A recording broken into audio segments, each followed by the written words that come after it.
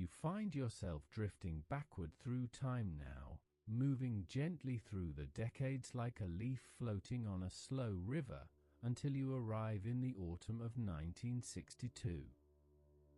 The world you enter is different from the one you know today, wrapped in tensions and fears that shaped an entire generation, yet approach tonight not with alarm but with the calm understanding that comes from knowing how the story ends. As you settle more deeply into comfort, breathing slowly and steadily, imagine yourself as an invisible observer, able to witness history as it unfolds, present in the rooms where decisions were made, walking the streets where ordinary people lived their lives, feeling the pulse of a world balanced on the edge of something unprecedented.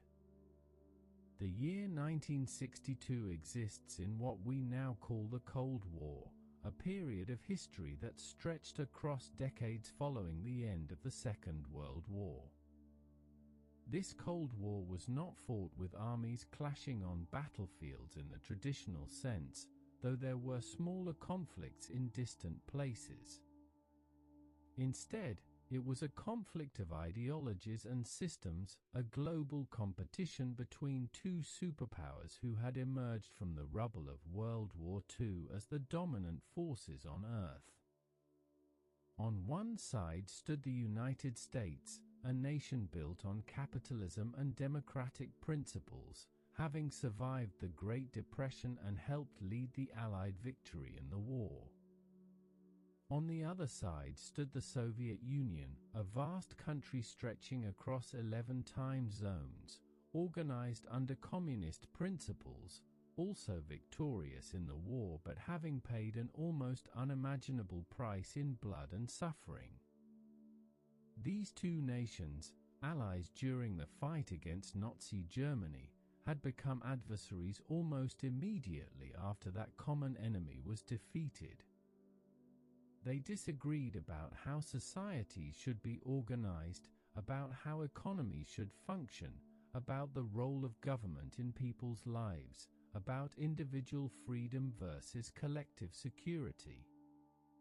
But beyond these ideological differences, what made the Cold War truly unique in human history was that both superpowers possessed nuclear weapons, devices of such destructive power that they could level entire cities in moments, killing millions of people with single blasts and spreading radiation that would poison the Earth for generations.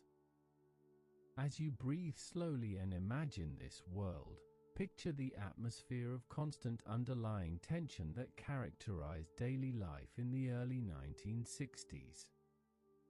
Both the United States and the Soviet Union had been building their nuclear arsenals for years, creating more and more powerful weapons, developing missiles that could carry these weapons across continents and oceans in minutes.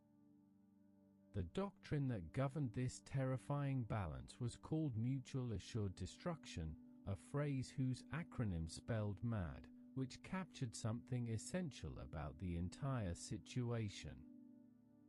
The theory held that neither side would dare launch a nuclear attack because the other side would respond with devastating force, ensuring that both nations would be destroyed. This threat of mutual annihilation was supposed to keep the peace, and in a strange way it did, but it also meant that humanity lived under a shadow unlike anything experienced in previous generations. In the United States during this period, children practiced duck and cover drills in schools, learning to hide under their desks or in hallways in the event of a nuclear attack, as if these flimsy shelters could protect them from weapons that could vaporize entire neighborhoods. Families built fallout shelters in their basements or backyards, stocking them with canned food and water, hoping that they might survive the initial blast and the radioactive fallout that would follow. Cities conducted air raid drills, sirens wailing to test the warning systems that would alert populations to incoming missiles. All of this existed as a constant background hum of anxiety, something people learned to live with but could never entirely forget. The Soviet Union experienced similar preparations and anxieties, though filtered through a different political system and cultural context. Soviet citizens were told that the capitalist West, led by the United States, posed an existential threat to their socialist way of life, that American imperialism sought to encircle and destroy the Soviet Union. They too practiced civil defense procedures. They too lived with the knowledge that nuclear weapons could rain down from the sky, though the Soviet government controlled information more tightly, managing public perception through state media in ways that differed from the freer but still anxious American press. Into this tense global situation, a small island nation in the Caribbean had recently introduced a new and complicating factor. Cuba, located just 90 miles from the coast of Florida, close enough to see from the southernmost points of the United States on a clear day, had undergone a revolution. In January of 1959, a group of rebels led by Fidel Castro had successfully overthrown the government of Fulgencio Batista, a dictator who had ruled Cuba with American support. Castro's revolution promised social reforms, land redistribution, and independence from foreign control, particularly American control, which had dominated Cuban economics and politics for decades. Initially, the United States government watched these developments with some uncertainty, not sure whether Castro would prove friendly or hostile to American interests. But as Castro's government began nationalizing American-owned businesses and properties in Cuba, as he formed closer ties with the Soviet Union, as he declared his commitment to socialism and anti-imperialism, the relationship between Cuba and the United States deteriorated rapidly. By 1961, the American government under President Dwight Eisenhower and then his successor John F. Kennedy had become actively hostile to Castro's regime, cutting off diplomatic relations and imposing economic sanctions designed to strangle the Cuban economy. The American government went further than sanctions. In April of 1961, just 3 months after John F. Kennedy took office as president, the CIA launched an operation that had been planned during the previous administration. A force of about 1,400 Cuban exiles, trained and equipped by the United States, attempted an invasion of Cuba at a place called the Bay of Pigs, intending to spark a popular uprising that would overthrow Castro. The invasion was a disaster, a humiliating failure that ended with the exile force captured or killed, with no popular uprising materializing, and with Kennedy and the United States embarrassed on the world stage. Castro remained firmly in power, now more suspicious than ever of American intentions, convinced that the United States would attempt future attacks. From the Soviet perspective, Cuba represented an opportunity too valuable to ignore. Here was a nation that had successfully defied American power, had embraced socialism, and was located incredibly close to American territory. Soviet Premier Nikita Khrushchev, who had led the Soviet Union since Stalin's death in 1953, saw in Cuba both a strategic asset and a chance to balance what he perceived as American nuclear superiority. The United States had placed nuclear missiles in Turkey and Italy, countries that bordered the Soviet sphere of influence, putting Soviet cities within easy striking distance of American nuclear weapons. Khrushchev resented this American advantage and saw Cuba as a way to even the score, to place Soviet nuclear missiles on America's doorstep, just as American missiles sat on the Soviet Union's doorstep. And so, in the greatest secrecy, Khrushchev and his military planners conceived an operation to install medium and intermediate-range nuclear missiles in Cuba, missiles that could reach most of the eastern United States within minutes of launch, missiles that would dramatically alter the strategic balance between the superpowers. The operation was given the code name Narrated, named after a river in Siberia, as a deception measure. Throughout the summer of 1962, Soviet ships began carrying missiles, nuclear warheads, bombers, and thousands of Soviet military personnel across the Atlantic to Cuba. The operation was conducted with elaborate secrecy, with equipment hidden below deck or disguised, with personnel traveling in civilian clothes, with false destinations given to sailors and even to mid-level Soviet officials who were not privy to the plan's true purpose. Fidel Castro agreed to host the Soviet missiles, seeing them as protection against future American invasion attempts and as a way to strengthen his alliance with the Soviet Union. From his perspective, the missiles were defensive, a deterrent that would keep the Americans from attempting another Bay of Pigs. But from the American perspective, when they eventually discovered the missiles, they would represent an aggressive and unacceptable change to the strategic balance, a threat that could not be tolerated regardless of Soviet or Cuban justifications. As summer turned to fall in 1962, as September gave way to October, the missile installations in Cuba were taking shape.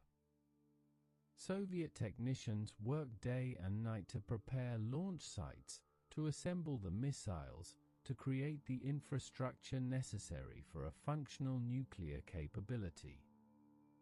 The sites were located in several areas across Cuba, chosen for their strategic locations and for features that would make them defensible and operational. The Soviets worked quickly, knowing that the longer the operation remained undetected, the better their chances of presenting the Americans with a fait accompli, missiles that were fully operational and ready to launch, creating a situation that the Americans would have to accept because dismantling it would be too dangerous. But secrets of this magnitude are difficult to keep, especially when they involve such large-scale operations visible from the air.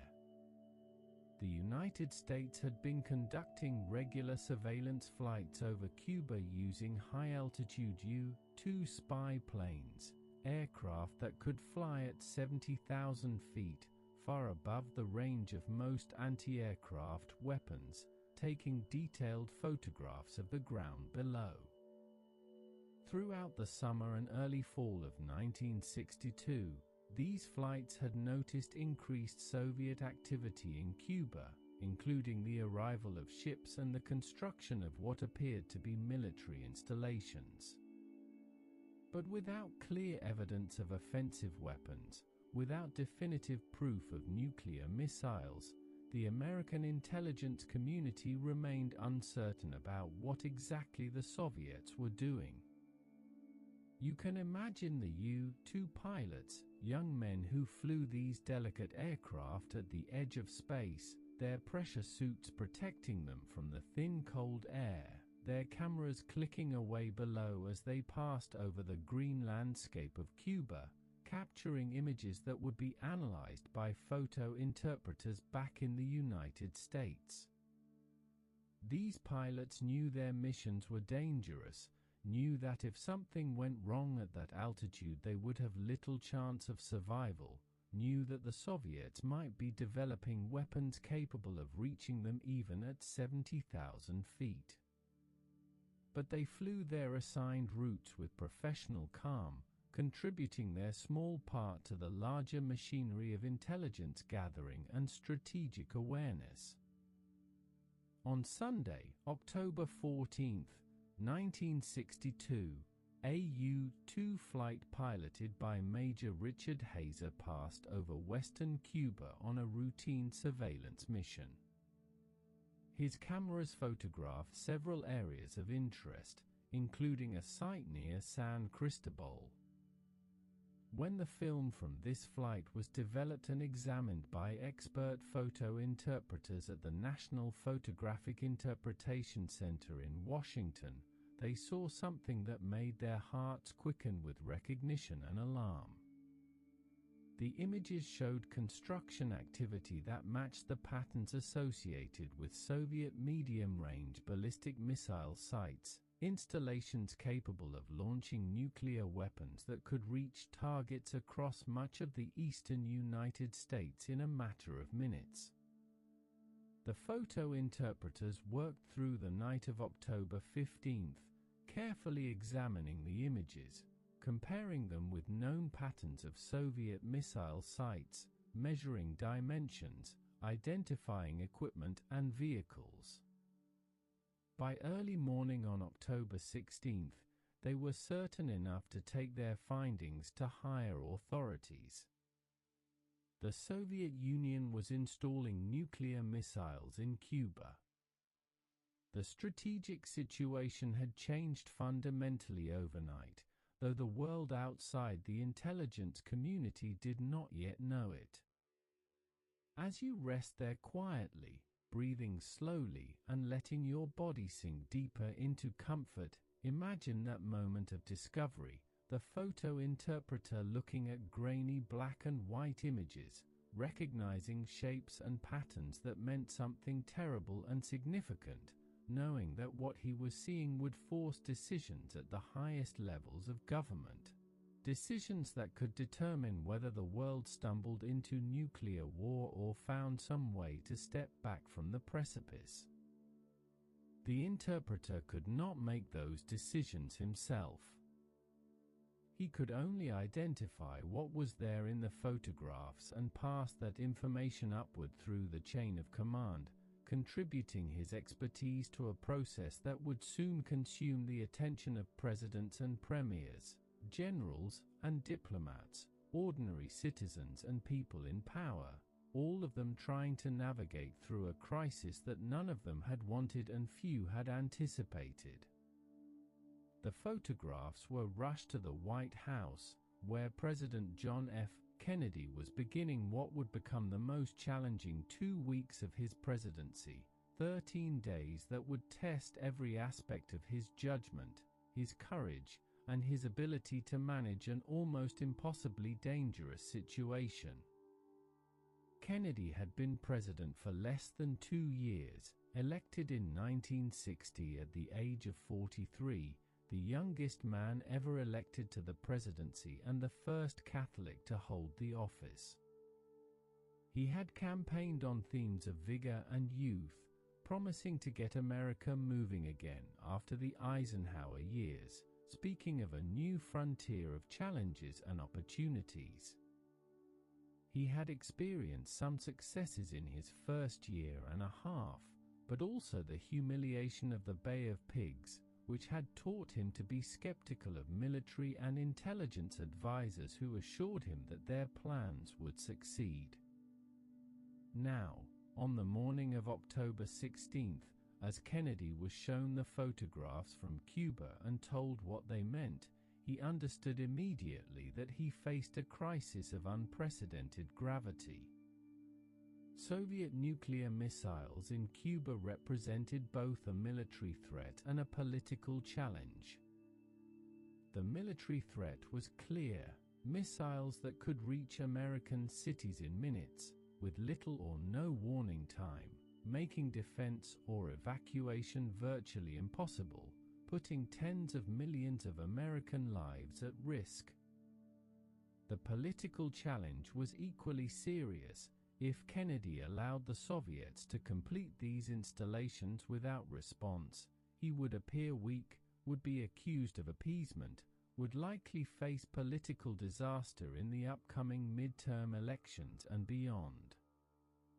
But if he responded too aggressively, If he ordered military action without careful thought, he might trigger exactly the nuclear war he was trying to prevent. Kennedy's first decision was to keep the discovery secret from the American public and from the Soviets, at least for a few days while he and his advisors considered their options. He did not want to force Khrushchev into a corner with public statements before understanding what choices were available. He assembled a group that would become known as the Executive Committee of the National Security Council, or EXCOM, consisting of his closest advisors, cabinet members, military leaders, and trusted counselors. This group would meet repeatedly over the coming days, debating options, weighing consequences, trying to find a path between unacceptable weakness and catastrophic confrontation. The world outside this small circle of officials continued with its normal routines, unaware that anything extraordinary was happening. Children went to school. People went to work. Baseball fans followed the World Series between the New York Yankees and the San Francisco Giants. The news reported on various topics of the day, political campaigns, international developments, cultural events, but nothing about Cuba beyond what had been known for weeks. This gap between the secret knowledge of those inside the government and the ignorance of everyone else would persist for several days, creating a strange split reality where a few dozen people carried the terrible weight of crisis while hundreds of millions went about their lives in ordinary peace. As you breathe deeply and let yourself relax, you might imagine this moment when knowledge of the crisis was still confined to a small group, when the photographs had been seen and understood but decisions had not yet been made, when the situation was still fluid and the outcome still unknown. In those first hours after the discovery, before the meetings and debates and arguments began in earnest, there was perhaps a moment of pure recognition, an understanding that something fundamental had changed, that the comfortable assumptions of the previous weeks and months had been shattered, that difficult days lay ahead requiring wisdom and restraint and luck in measures that no one could guarantee would be sufficient. The crisis had begun, though most of the world did not yet know it. 13 days would follow, days that would bring humanity closer to nuclear war than it had ever been before or has been since, days when the decisions of a few individuals would determine the fate of millions, days when the world teetered on the edge of an abyss and somehow, through a combination of skill and chance and fear, managed to step back rather than fall forward into darkness.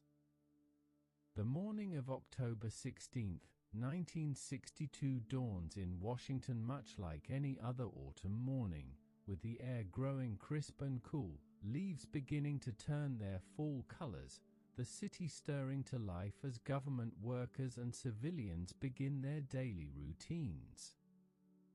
But inside the White House, inside the cabinet room where President Kennedy has gathered his closest advisors for the first meeting of what will become the Executive Committee, the atmosphere is anything but routine.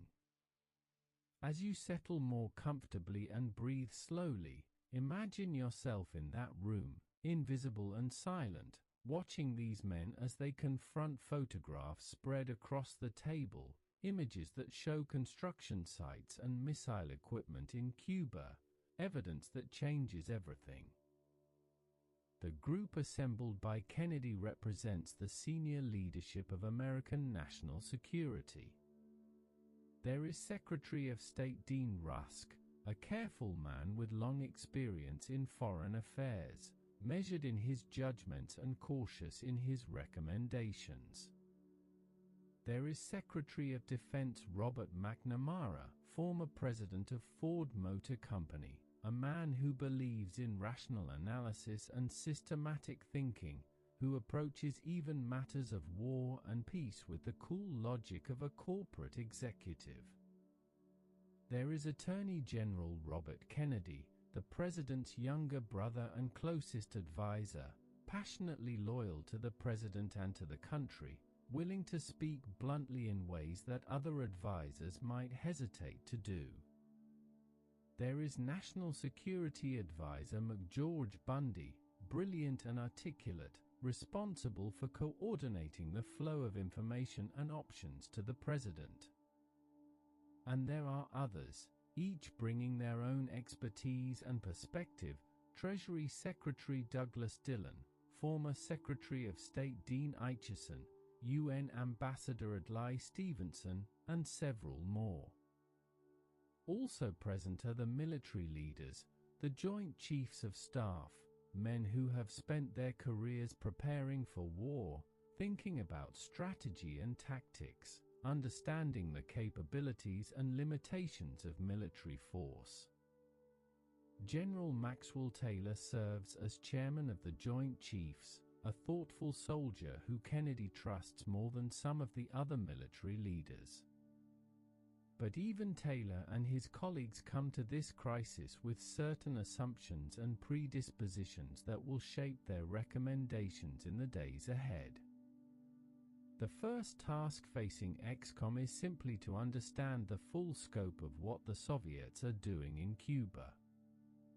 The photo interpreters present their analysis, explaining what the various installations show, identifying the types of missiles being deployed, calculating the ranges these missiles can reach and how quickly they could strike targets in the United States.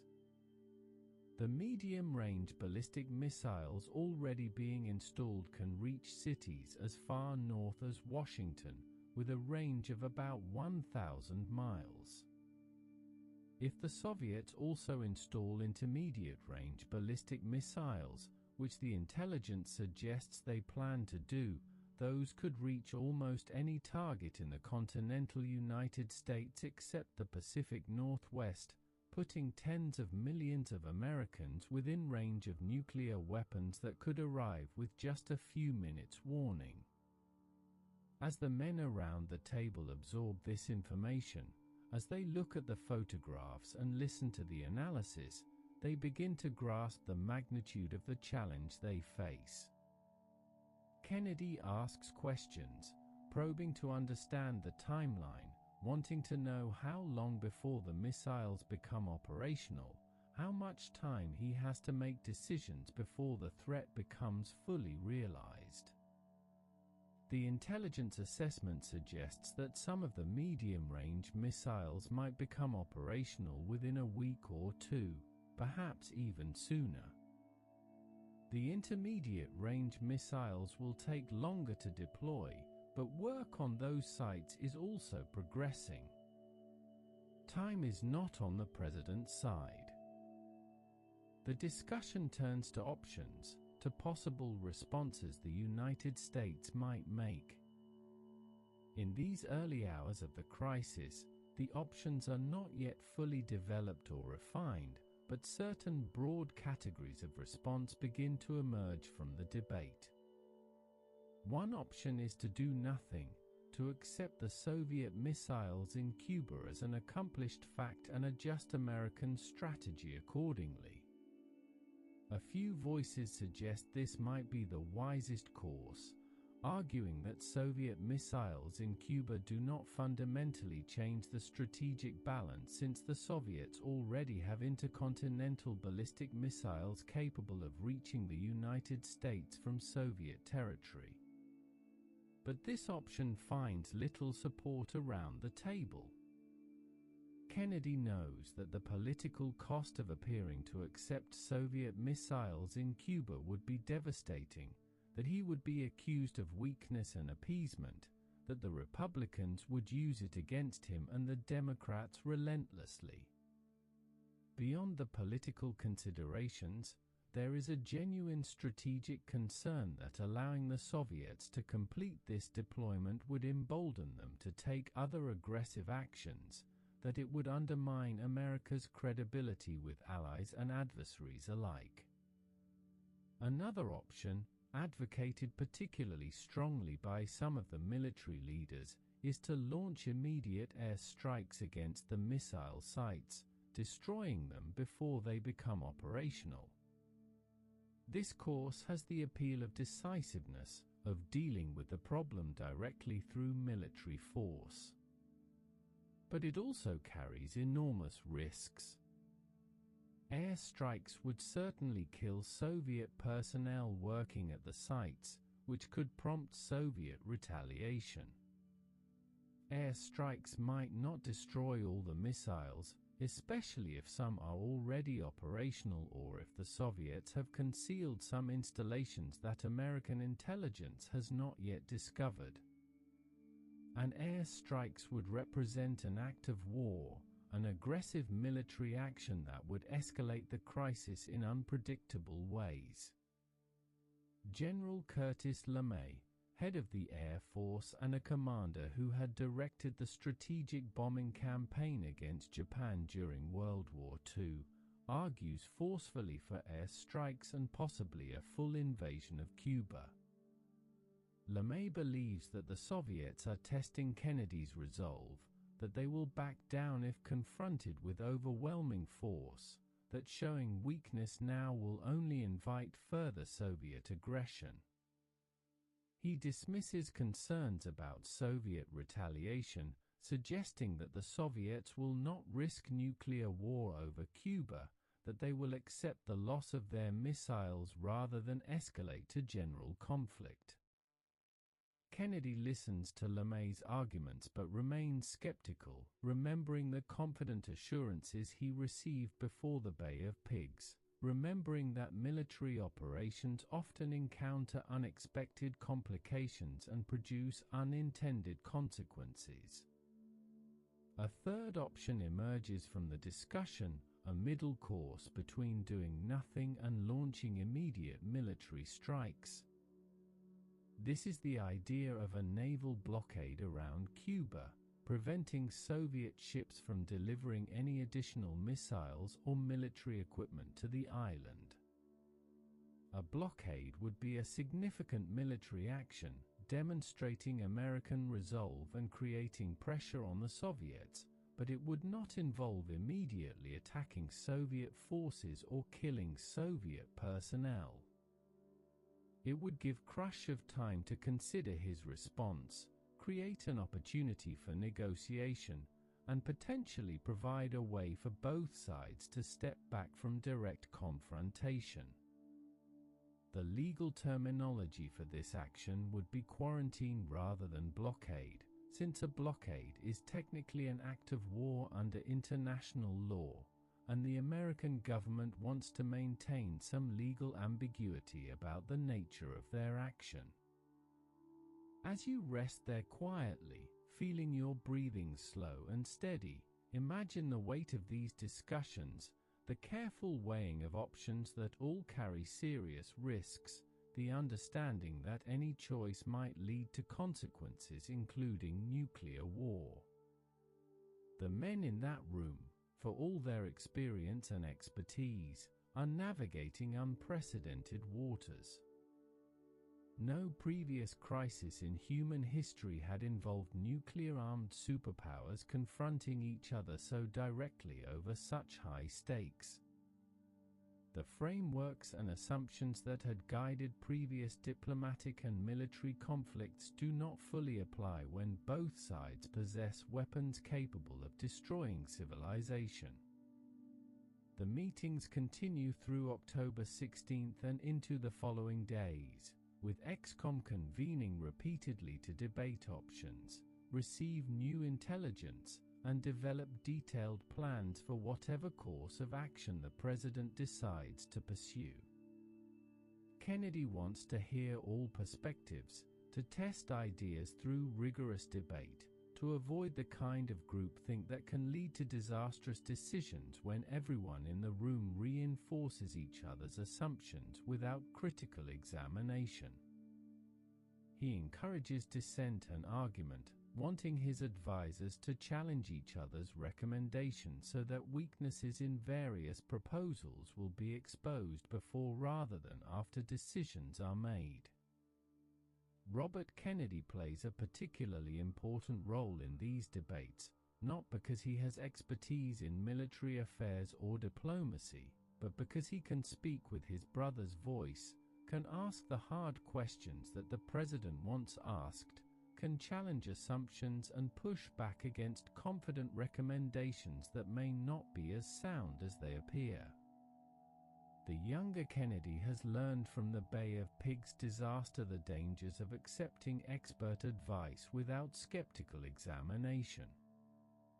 He asks what will happen after air strikes destroy the missiles, whether the Soviets might retaliate against American installations in Turkey or Berlin, whether the path of military escalation leads anywhere except toward general war. Meanwhile, the crisis remains secret from the American public and from most of the world. Kennedy continues with his scheduled public appearances, trying to maintain an appearance of normalcy while his mind is consumed with the deliberations happening in private. On the evening of October 17th, he hosts a previously scheduled dinner for the Libyan ambassador, making small talk and observing diplomatic courtesies while knowing that in Cuba Soviet crews are working around the clock to make nuclear missiles operational. The president travels to Connecticut on October 18th for campaign appearances supporting Democratic candidates in the upcoming midterm elections, giving speeches about domestic policy while his thoughts are thousands of miles south in the Caribbean. But the secret cannot be kept indefinitely. Too many people know, too many officials are involved in planning for various contingencies, too many resources are being quietly mobilized. Kennedy knows that within days the news will leak, and when it does, he wants to be ready to speak to the American people and the world, to announce what has been discovered and to explain what actions the United States is taking in response. The decision must be made soon. The XCOM debates narrow and focus through October 17th and 18th. The option of doing nothing falls away as politically and strategically unacceptable. The option of immediate air strikes remains on the table but faces increasing skepticism as various complications are considered. The military planners report that they cannot guarantee that airstrikes would destroy all the missiles, that some sites might be concealed or protected in ways that would allow missiles to survive. They also acknowledge that airstrikes limited only to the missile sites would be difficult to execute, that a truly effective military action would need to be much larger, targeting Cuban air defenses, military bases, and other installations to prevent Cuban or Soviet retaliation. What begins as a surgical airstrike in theory becomes something closer to a full-scale invasion when examined in practical detail. The quarantine option gains support as a measured first step, an action that demonstrates American resolve without immediately killing Soviet personnel or foreclosing diplomatic options. McNamara becomes a strong advocate for this approach, arguing that it gives the United States control over the escalation ladder, allowing for subsequent military action if the quarantine does not achieve its objectives but not committing the United States to immediate warfare. Robert Kennedy also supports the quarantine, seeing it as the option most likely to provide room for negotiation and compromise, the option that gives Khrushchev a way to back down without total humiliation. By the evening of October 18th, Kennedy has made his preliminary decision to implement a naval quarantine while keeping military options available for subsequent action if necessary. The decision will be formally announced to the American public and the world on October 22nd, giving several days for detailed planning and for diplomatic preparation. The quarantine line will be established several hundred miles from Cuba, allowing American naval vessels to intercept Soviet ships before they reach Cuban waters. Any ship approaching Cuba will be stopped and searched, and any ship carrying offensive military equipment will be turned back.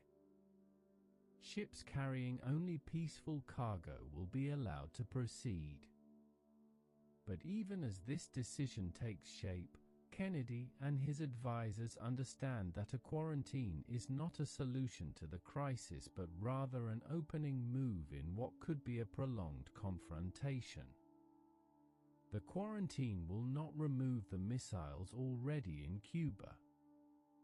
It will not address the fundamental American demand that the missiles be withdrawn.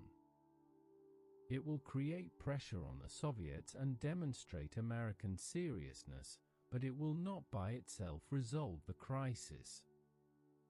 For that, negotiation will be necessary, communication between Washington and Moscow, some path toward a settlement that both sides can accept. The challenge of communication between the superpowers during the crisis will prove to be one of its most difficult aspects. The mechanisms for rapid, secure dialogue between the American president and the Soviet premier are primitive by later standards. There is no hotline, no direct telephone connection allowing Kennedy and Khrushchev to speak in real time. Instead, messages must be sent through official diplomatic channels, delivered by ambassadors, encrypted and decrypted, translated between languages, each step consuming precious hours when time might be measured in minutes if the crisis escalates toward war. The possibility of miscommunication, of misunderstanding intentions, of actions being taken based on incomplete or outdated information, hangs over everything like a shadow. As you breathe slowly and sink deeper into rest, imagine the peculiar tension of these days when the crisis was known to a few but hidden from the many, when preparations were being made in secret while the world went about its business in ignorance, when the risk of catastrophic war was growing but had not yet fully manifested. Kennedy knew that once he announced the crisis publicly, once he revealed what the Soviets were doing and declared the American response, the situation would become more rigid, options would narrow, pressure would increase. But keeping it secret indefinitely was impossible, and delay carried its own risks as more missiles became operational each day. On Saturday, October 20th, Kennedy meets with Soviet Foreign Minister Andrei Gromyko, a scheduled meeting that both men approach with different knowledge and different purposes. Gromyko does not know that the Americans have discovered the missiles. He comes to the meeting prepared to discuss various issues in US-Soviet relations, perhaps to probe American intentions toward Cuba, to test whether the Americans suspect anything unusual. Kennedy, for his part, knows exactly what is happening in Cuba but chooses not to reveal this knowledge to Gromyko, preferring to wait until his public announcement before confronting the Soviets. The two men have a cordial meeting, discussing Berlin and other topics, with Gromyko at one point assuring Kennedy that Soviet assistance to Cuba is purely defensive in nature, that the Soviet Union has no intention of placing offensive weapons there. Kennedy listens to these assurances knowing them to be false, but he maintains his composure, revealing nothing, making polite responses while his mind calculates how Khrushchev will react when the American discovery is announced. Will the Soviet leader feel trapped, backed into a corner with no graceful way to retreat? Will he respond with his own military actions, perhaps moving against Berlin or some other vulnerable point? Will he interpret the quarantine as an act of war and respond accordingly? These questions have no certain answers, and Kennedy knows that within days he will learn the answers through events rather than speculation. The final preparations for the announcement proceed with careful attention to detail.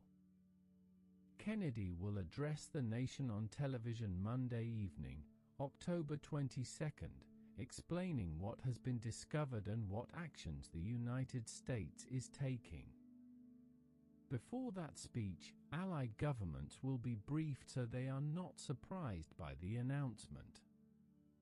Key members of Congress will be informed, though Kennedy knows that some of them will criticize his chosen course as too weak, will demand more aggressive military action. The military forces needed to implement the quarantine and to prepare for possible combat operations are being quietly positioned, ships putting to sea, aircraft being armed and readied, troops being assembled, all of this done with as much discretion as possible, but inevitably creating visible activity that raises questions among those who notice. Sunday, October 21st, is a day of final preparations and growing tension within the circle of those who know. The speech is being drafted and refined, balancing firmness with restraint, making clear that the missiles are unacceptable while leaving room for diplomatic resolution. Intelligence continues to flow in from surveillance flights over Cuba, showing continuing work on the missile sites, the clock ticking toward operational readiness. The world outside the crisis continues in blissful ignorance, families enjoying their Sunday routines, children playing, people attending religious services, the normalcy of ordinary life proceeding while a few dozen officials carry the weight of knowledge that could not be shared. Monday, October 22nd arrives, and now the crisis will become public. Now the American people and the world will learn what has been hidden for nearly a week. Now the confrontation between the United States and the Soviet Union will move from secret deliberations to public drama. Now Kennedy will speak to the nation and make commitments from which it will be difficult to retreat. The 13 days of the Cuban Missile Crisis have been moving forward since October 16th, but for most of the world, those 13 days will begin only now, with a televised presidential address that will interrupt the evening programs and bring news that will frighten millions. As you rest quietly, breathing slowly, you can imagine the approaching moment when private knowledge becomes public announcement, when the crisis moves from the conference rooms and situation rooms into living rooms and kitchens across America and around the world. The decisions have been made. The course has been set. What remains is to see how the Soviets will respond, how Khrushchev will react, whether the two superpowers can navigate through this crisis without stumbling into the war that no one wants but that could happen nonetheless through miscalculation or accident or the inexorable logic of escalation. The stage is set for confrontation, and the whole world, though it does not yet know it, is about to become an audience to a drama with stakes higher than any in human history. Monday evening, October 22nd, 1962, 7 o'clock Eastern Time. In living rooms across America, families gather in front of their television sets, interrupting their evening routines because the networks have announced that President Kennedy will address the nation on a matter of the highest national importance. As you breathe slowly and settle more deeply into comfort, imagine yourself in one of those living rooms, perhaps in a modest house in the suburbs, parents and children sitting together on the couch, the black and white television flickering with the image of the president sitting at his desk in the Oval Office, looking directly into the camera with that mixture of youth and gravity that characterized his presence. Kennedy begins speaking, and his words are measured but clear. He's toned serious without being panicked. He tells the American people that within the past week, unmistakable evidence has established that the Soviet Union is installing offensive nuclear missiles in Cuba. He describes the types of missiles being deployed and the ranges they can reach, making clear that many American cities are now threatened by weapons that could arrive with only a few minutes' warning. He explains that this sudden, clandestine deployment of offensive weapons represents a deliberately provocative and unjustified change in the status quo, a threat to peace that cannot be accepted by the United States. The president outlines the American response. The United States is imposing a strict quarantine on all offensive military equipment being shipped to Cuba. Ships carrying such equipment will be turned back. He announces that surveillance of Cuba will continue and intensify, and that any nuclear missile launched from Cuba against any nation in the Western Hemisphere will be regarded as an attack by the Soviet Union on the United States, requiring a full retaliatory response upon the Soviet Union. He calls upon Chairman Khrushchev to withdraw the offensive weapons from Cuba to restore the status quo that existed before this secret deployment began. He speaks of the need for restraint and responsibility, but also of American determination to defend its security and that of its hemisphere. The speech lasts about 17 minutes, every word carefully chosen, every phrase crafted to communicate resolve without unnecessary provocation. Kennedy is speaking not only to the American people but to Khrushchev, to allies around the world, to neutral nations, to everyone who will hear his words and judge American actions. He needs to sound strong without sounding reckless, firm without being inflexible, determined without being eager for war. As the president concludes his address and the television picture fades, imagine the reactions in that suburban living room. The parents exchange worried glances, their faces showing concern and perhaps fear. The children, depending on their ages, might fully grasp the danger or might sense only that something serious is happening from their parents' reactions. The family sits in silence for a moment, absorbing what they have just heard, trying to understand what it means for their lives, for their safety, for their future. The mother might think of the fallout shelter they had discussed building but never actually constructed, wonder if they should have taken those preparations more seriously. The father might think of his brother who serves in the Navy, wonder if he is being sent toward Cuba as part of this quarantine.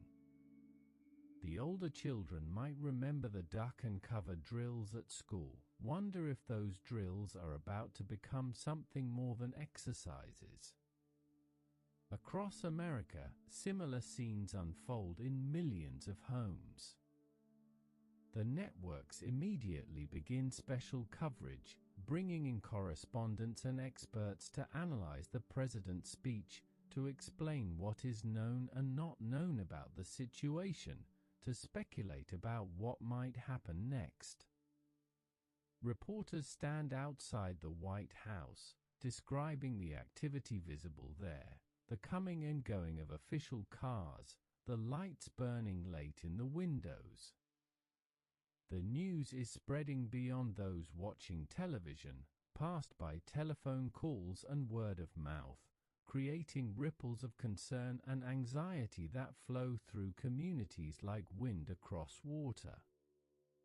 In Moscow, it is the middle of the night, the early hours of Tuesday, October 23rd. Khrushchev and his advisors are awakened with news of Kennedy's speech, the text transmitted through diplomatic channels. The Soviet leader gathers his own advisors to consider the American action and formulate a response. Khrushchev faces his own difficult choices now, his own pressures and constraints.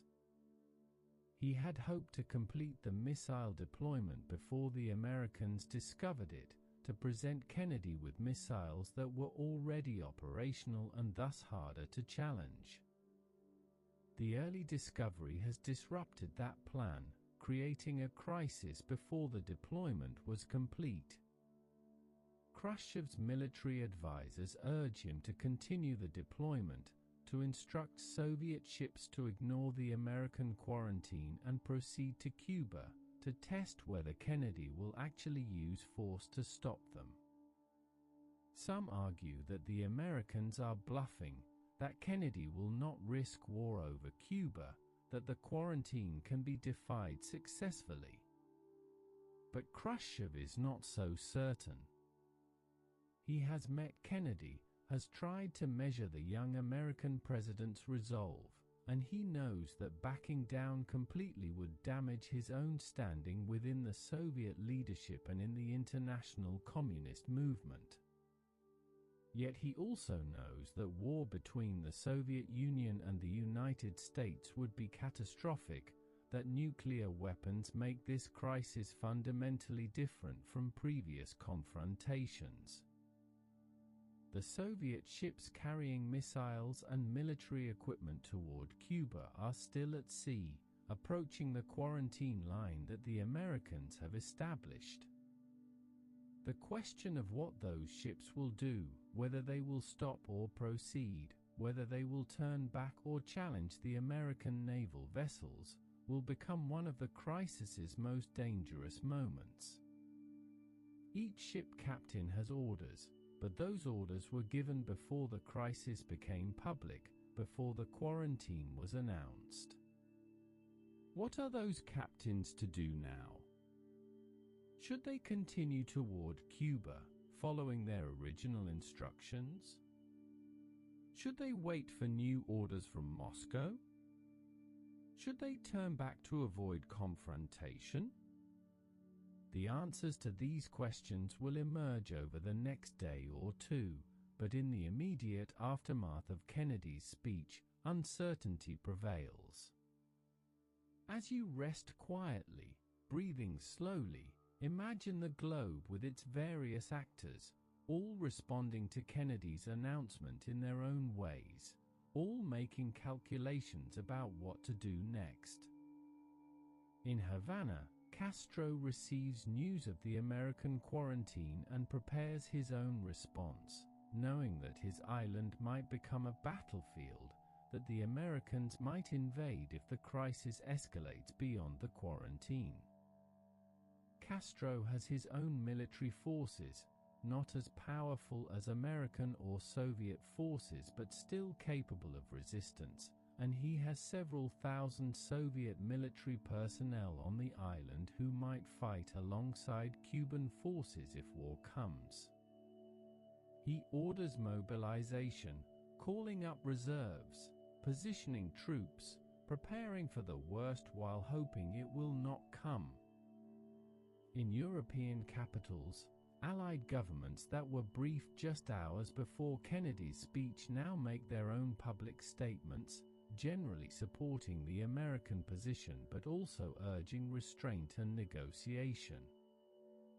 British Prime Minister Harold Macmillan speaks with Kennedy by telephone, offering support while privately worrying that the crisis could escalate into a general war that would devastate Europe. French President Charles de Gaulle, who had been shown the U-2 photographs before the speech, declares French solidarity with the United States, though he maintains his characteristic independence in how he frames his support. West German Chancellor Konrad Adenauer expresses concern about Soviet retaliation against Berlin, the divided city that remains perpetually vulnerable to Soviet pressure. At the United Nations in New York, American Ambassador Adlai Stevenson prepares to confront his Soviet counterpart in the Security Council to present evidence of the missiles and defend American actions before the international community.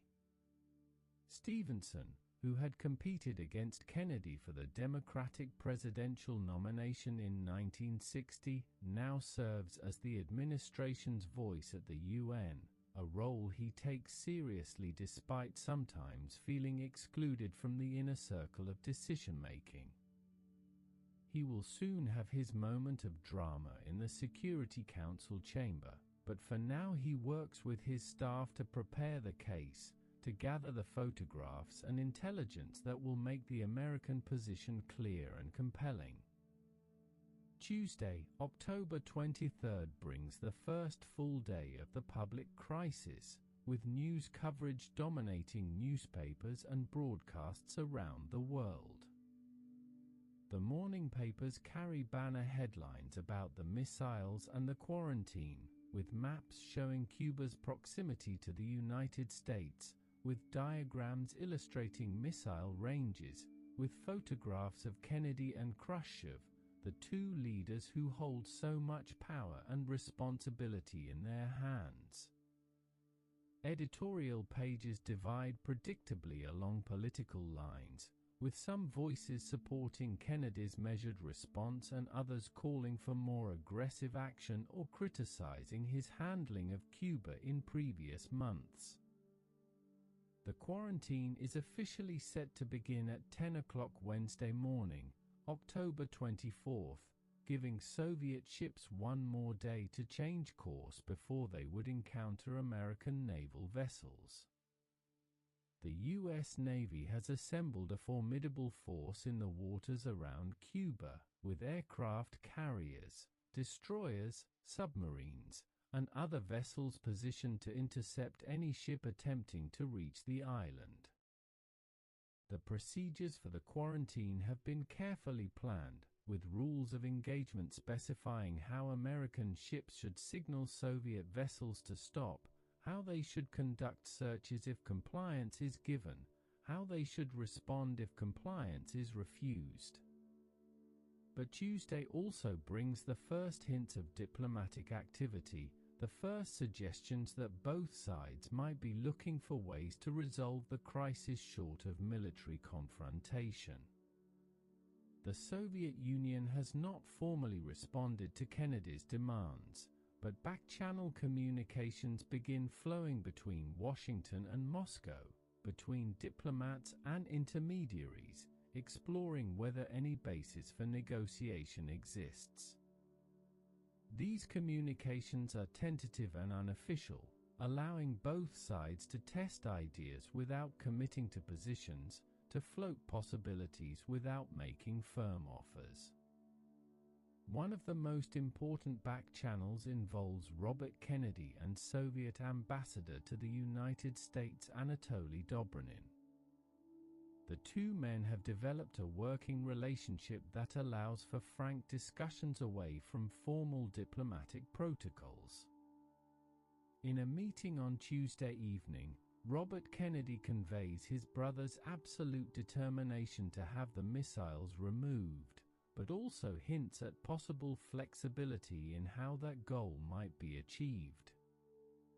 Dobrynin reports these conversations back to Moscow, adding another stream of information to supplement the formal diplomatic communications and the intelligence the Soviets are gathering from other sources.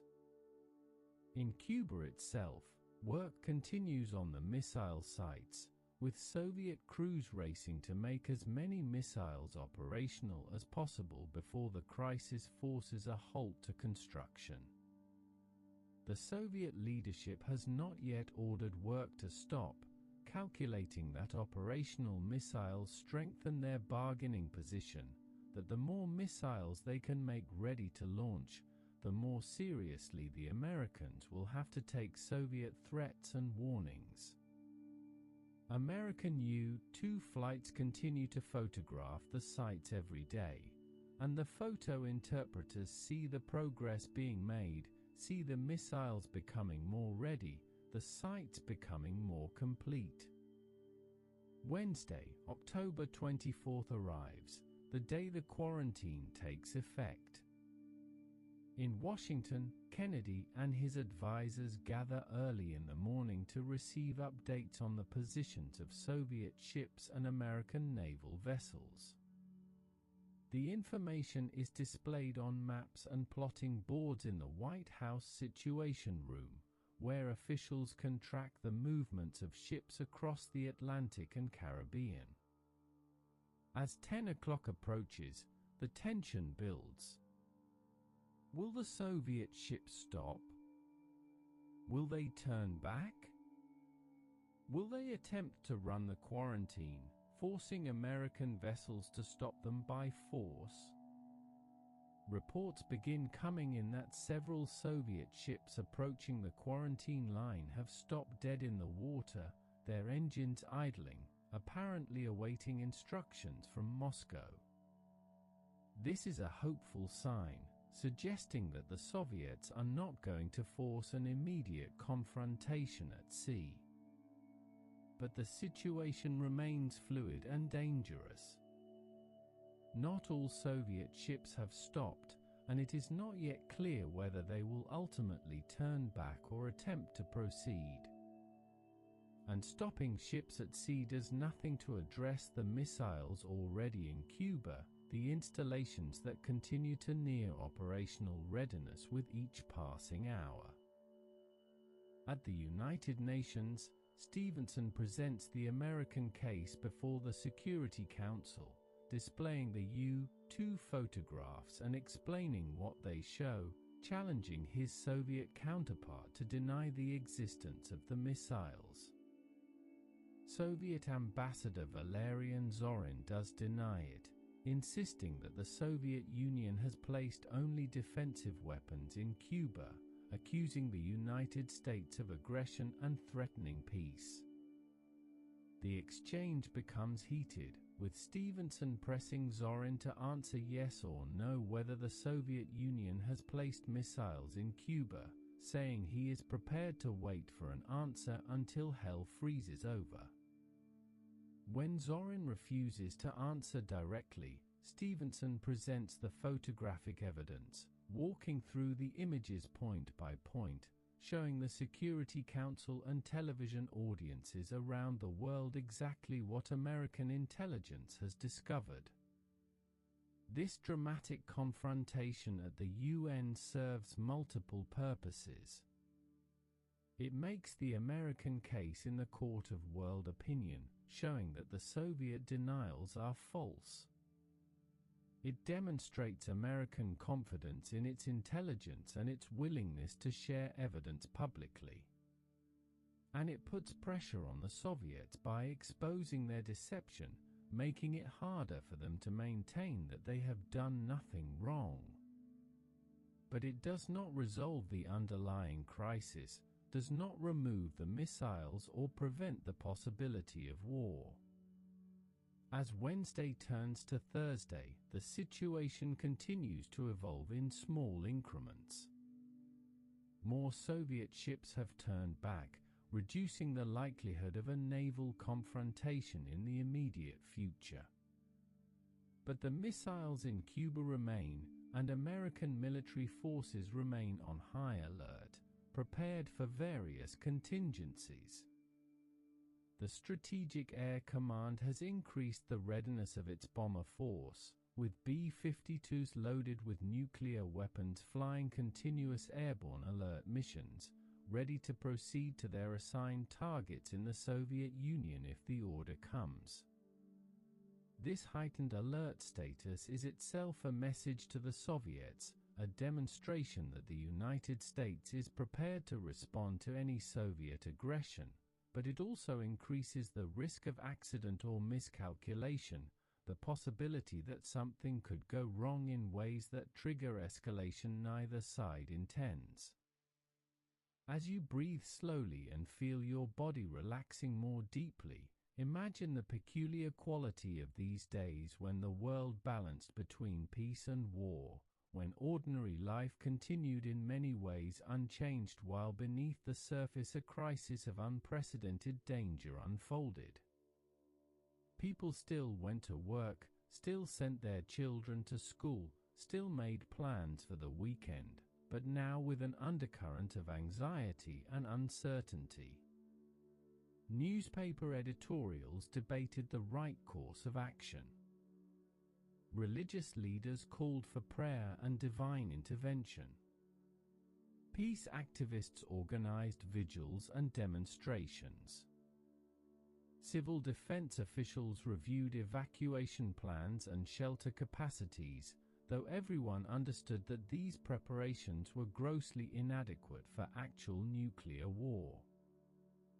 The crisis was public now, the secret knowledge shared with the world, the confrontation visible for all to see. But what would come next remained unknown, dependent on decisions not yet made, on communications not yet sent, on events that would unfold in the days ahead according to a logic that no one could fully predict or control. The quarantine was in place. Soviet ships had stopped or turned back. But the missiles remained in Cuba, and until they were withdrawn or removed, the crisis would continue, the danger would persist, the possibility of catastrophic war would hang over the world like a storm cloud that might dissipate or might break into devastating violence. The days following the implementation of the quarantine bring a strange mixture of routine and tension, as you might imagine if you let your mind drift back to that October in 1962. The quarantine itself, while a significant military and diplomatic action, does not immediately produce dramatic confrontations or visible crises. Soviet ships have largely stopped or turned back, avoiding the quarantine line rather than challenging it. But this avoidance does not solve the fundamental problem that the missiles already in Cuba remain there, that work on the missile sites continues, that the clock continues ticking toward full operational readiness for weapons that could devastate American cities. As you rest comfortably and breathe slowly, imagine the daily meetings of ExComm, the President and his advisors gathering twice a day or more to review the latest intelligence, to discuss options, to refine plans for various contingencies. These meetings have taken on a rhythm of their own, with certain participants consistently advocating for particular courses of action, with debates becoming familiar even as the underlying situation continues to evolve. The meetings are tape-recorded, though most participants do not know this at the time, creating a historical record that scholars would later study intensely, analyzing the decision-making process, the arguments made, the assumptions revealed, the pressures felt by those carrying the burden of choice. Robert McNamara continues to advocate for patience and continued diplomatic pressure, arguing that the quarantine is working as intended, preventing additional offensive weapons from reaching Cuba while creating time and space for negotiations. He resists calls from military leaders for immediate air strikes, pointing out that such strikes would likely kill Soviet personnel and would not necessarily destroy all the missiles, particularly if some are already operational or if launch orders have been given before the strikes destroy command and control facilities. McNamara thinks in terms of escalation control, of maintaining American options, of not foreclosing paths that might lead to peaceful resolution. The military leaders remain frustrated with what they see as excessive caution. General LeMay and others continue to argue that air strikes followed by invasion represent the only certain way to eliminate the missile threat, that diplomatic solutions will simply allow the Soviets to play for time while completing the missile installations. They worry that Kennedy's reluctance to use force will be interpreted by the Soviets as weakness, that Khrushchev will conclude he can continue deploying missiles and the Americans will do nothing beyond the quarantine. Some of the military leaders view the situation in fairly simple terms, seeing it as a test of wills that America must win through demonstration of superior force and determination. Kennedy listens to these competing arguments, drawing on the military advice while remaining skeptical of assurances that military action will be clean and limited, that the Soviets will simply accept American strikes without responding, that escalation can be easily controlled once shooting starts. His experience with the Bay of Pigs has made him wary of confident military predictions, has taught him that operations rarely unfold as neatly as planners suggest.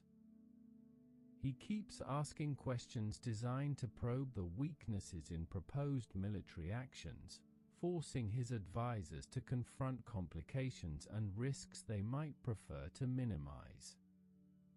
Meanwhile, diplomatic activity continues through multiple channels, some public and some private, some official and some unofficial. The United Nations serves as one venue, with Secretary General U Thant proposing that both sides step back, that the Soviet Union suspend its arms shipments to Cuba and that the United States suspend the quarantine, creating space for negotiations. Kennedy responds publicly that the United States is willing to discuss the crisis but that the missiles must be withdrawn, that a mere suspension of shipments while the missiles already in Cuba become operational is not acceptable. The Soviets make their own public statements, accusing the United States of aggression, warning of dire consequences if American forces attack Cuba or Soviet vessels. But more interesting than the public statements are the private communications beginning to flow between Kennedy and Khrushchev, between the White House and the Kremlin. These messages, sent through diplomatic channels and taking many hours to encode, transmit, and decode, represent the most direct dialogue between the two leaders. The messages are long and sometimes rambling, reflecting each leader's attempts to explain his position, to understand the other's thinking, to find possible paths toward resolution without appearing to surrender or accept humiliation. On Friday, October 26th, a letter arrives from Khrushchev that strikes those who read it as emotional and perhaps revealing of the strain the Soviet leader is under. The letter acknowledges the danger of the situation, speaks of the need to prevent war, and hints at a possible solution. Khrushchev suggests that if the United States pledges not to invade Cuba, if Kennedy provides assurances that Cuba's sovereignty will be respected, then the Soviet Union might withdraw the missiles since they were deployed only to protect Cuba from American aggression. The letter is long and somewhat disorganized, mixing philosophical reflections with practical proposals, but it seems to offer a potential basis for negotiation. Kennedy and his advisors read this letter with cautious interest. If Khrushchev is genuinely offering to withdraw the missiles in exchange for a no-invasion pledge, that could provide the framework for resolving the crisis. The United States has no current plans to invade Cuba, so pledging not to do so does not represent a significant concession. Of course, the details would matter enormously, the verification procedures, the timeline, the exact terms, but at least there appears to be a possible path forward. But on Saturday morning, October 27th, a second letter arrives from Khrushchev, quite different in tone and content from the first. This letter is more formal, more carefully composed, and it adds a significant new demand. The Soviet Union will withdraw its missiles from Cuba if the United States withdraws its Jupiter missiles from Turkey. This linkage between Cuba and Turkey introduces a complication that makes the potential deal much more difficult for Kennedy. The Jupiter missiles in Turkey, while somewhat obsolete and already scheduled for eventual removal, are NATO assets, placed there with Turkish government agreement. Unilaterally removing them in response to Soviet demands could damage American credibility with allies, could make it appear that the United States sacrifices Allied security when under pressure. The two letters create confusion within XCOM. Which represents Khrushchev's actual position? Why would he send two letters with different terms in such quick succession? Various theories emerge. Perhaps the second letter represents the collective view of the Soviet leadership, while the first reflected Khrushchev's personal thinking. Perhaps hardliners in Moscow have forced Khrushchev to toughen his position. Perhaps the second letter is meant for public consumption, while the first represents the real basis for negotiation. Without direct access to Soviet decision-making, the Americans can only speculate. Saturday, October 27th becomes the most dangerous day of the entire crisis, a day when multiple incidents and pressures combine to bring the world closer to war than it has been at any point in the preceding week. As you breathe deeply and let your body relax, imagine the accumulation of troubling news reaching the White House throughout that Saturday, each piece of information adding weight to an already unbearable burden of tension.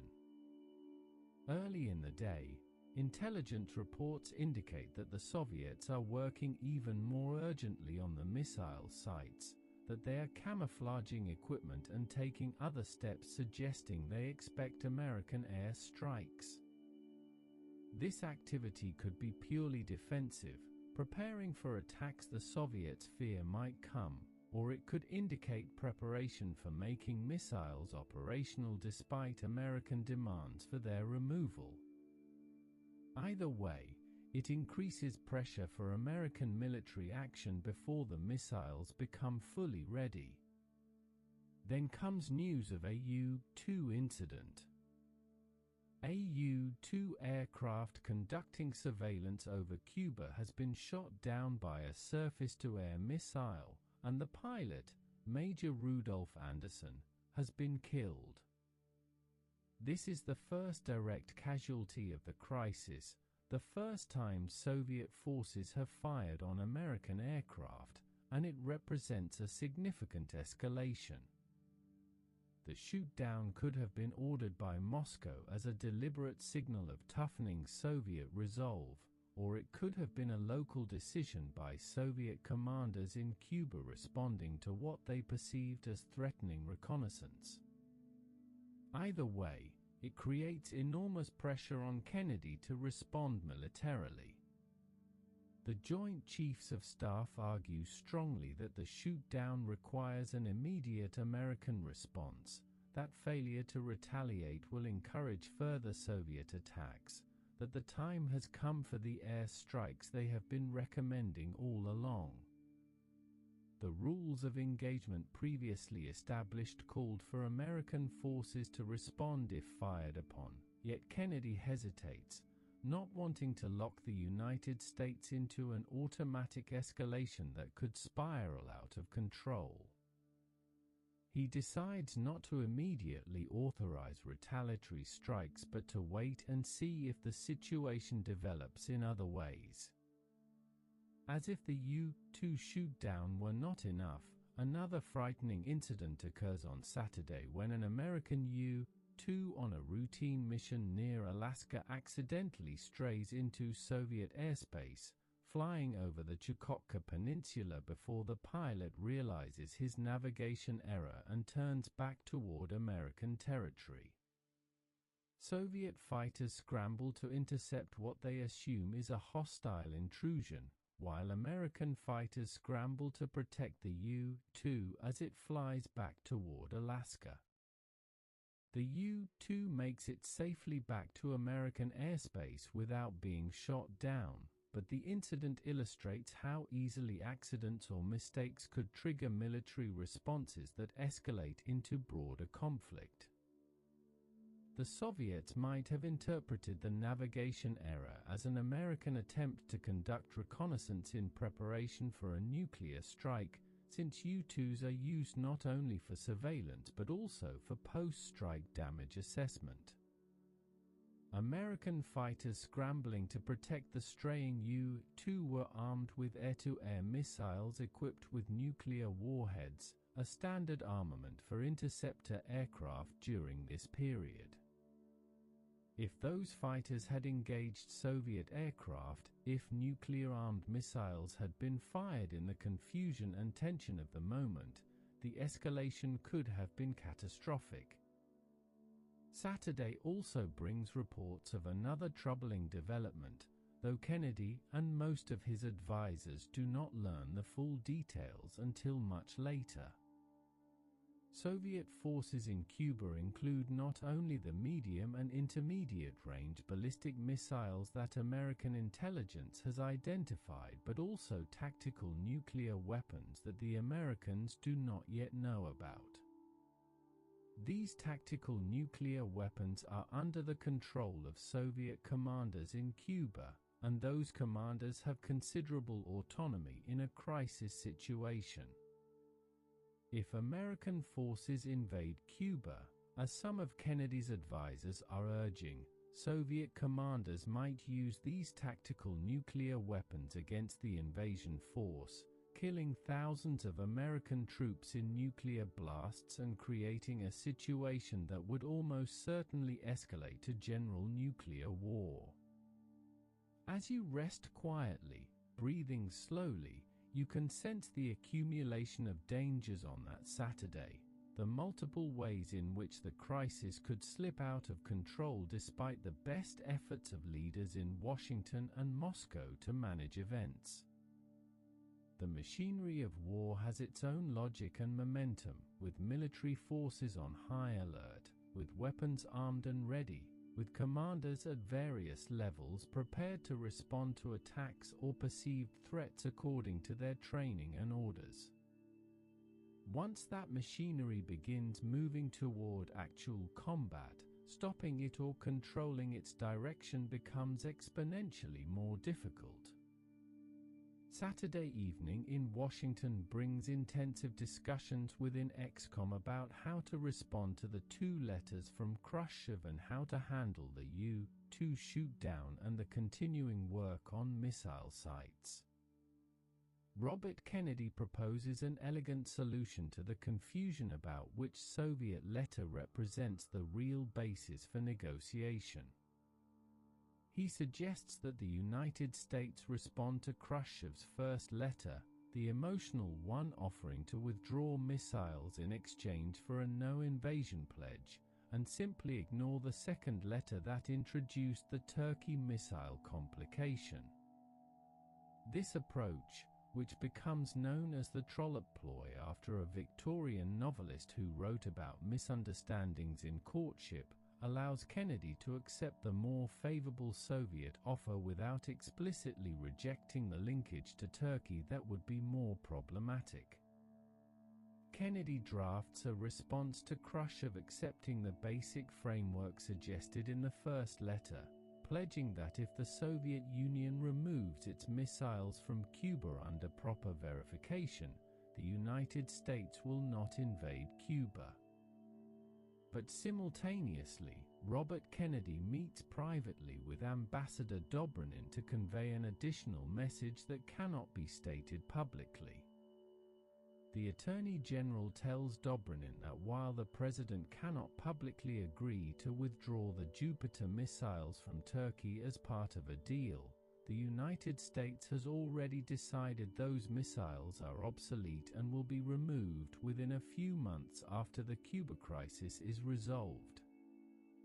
This private assurance, which must remain secret because publicly linking Turkey to Cuba would damage NATO solidarity, gives Khrushchev a face-saving element while allowing Kennedy to maintain that he did not yield to Soviet pressure.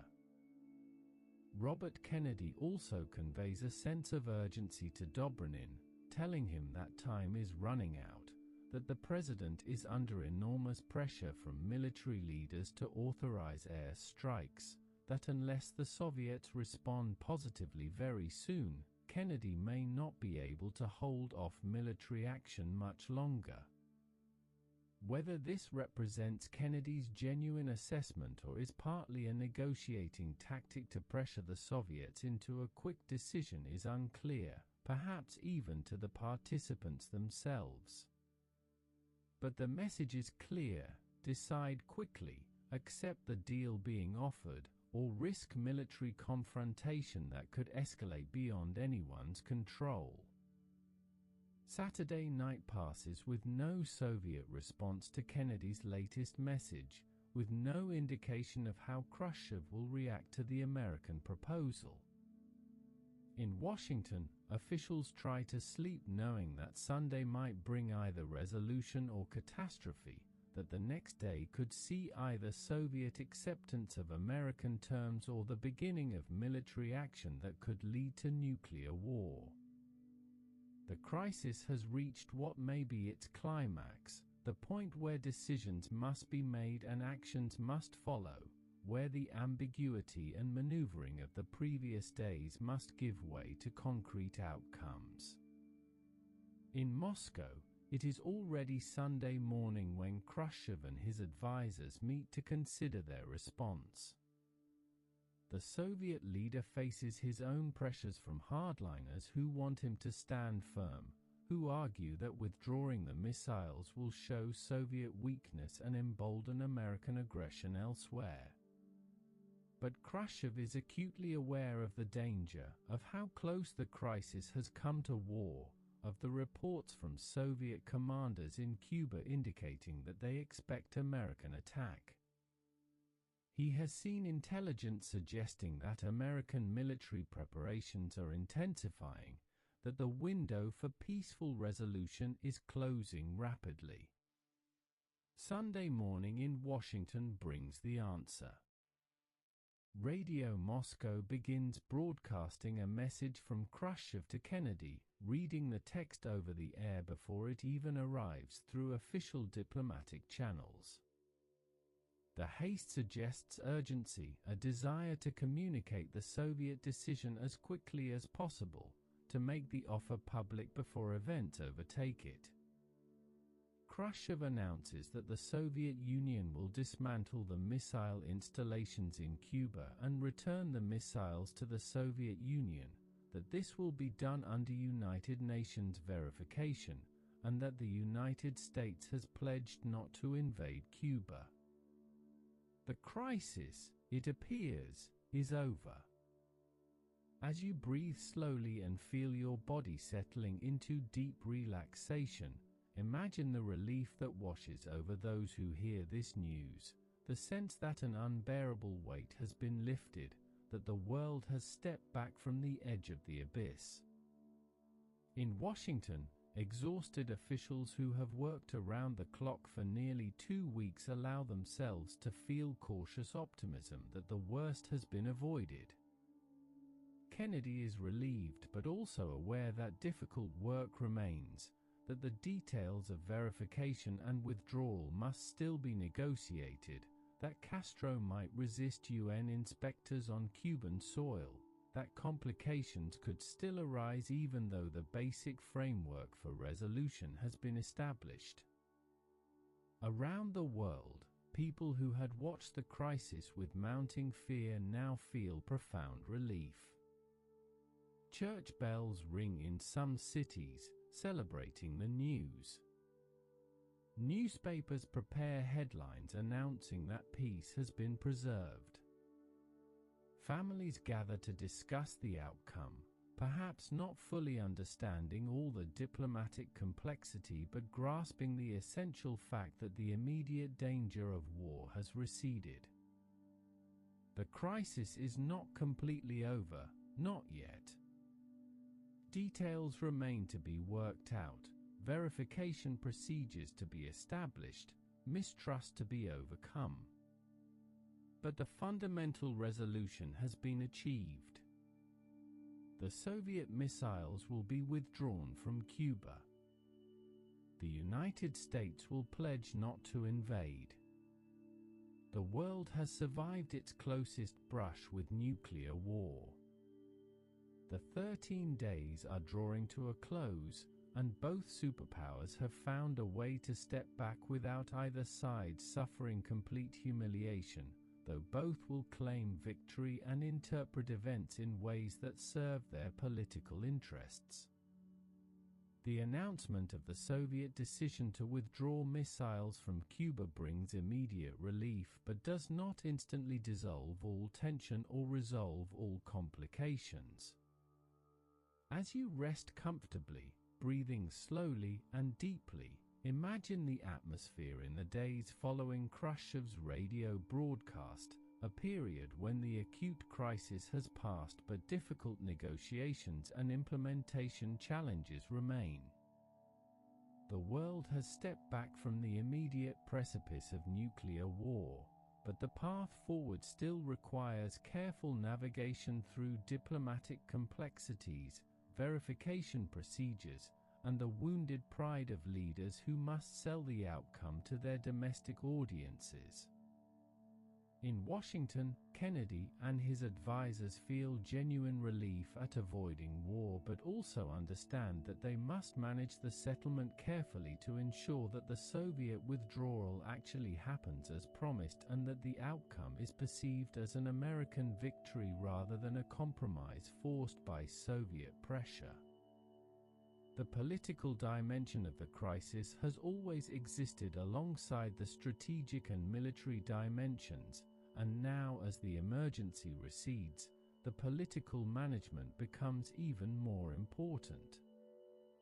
Kennedy knows that Republicans and some conservative Democrats will criticize any settlement that leaves Castro in power, that some will argue the United States should have been more aggressive, should have invaded Cuba and removed both the missiles and Castro's government.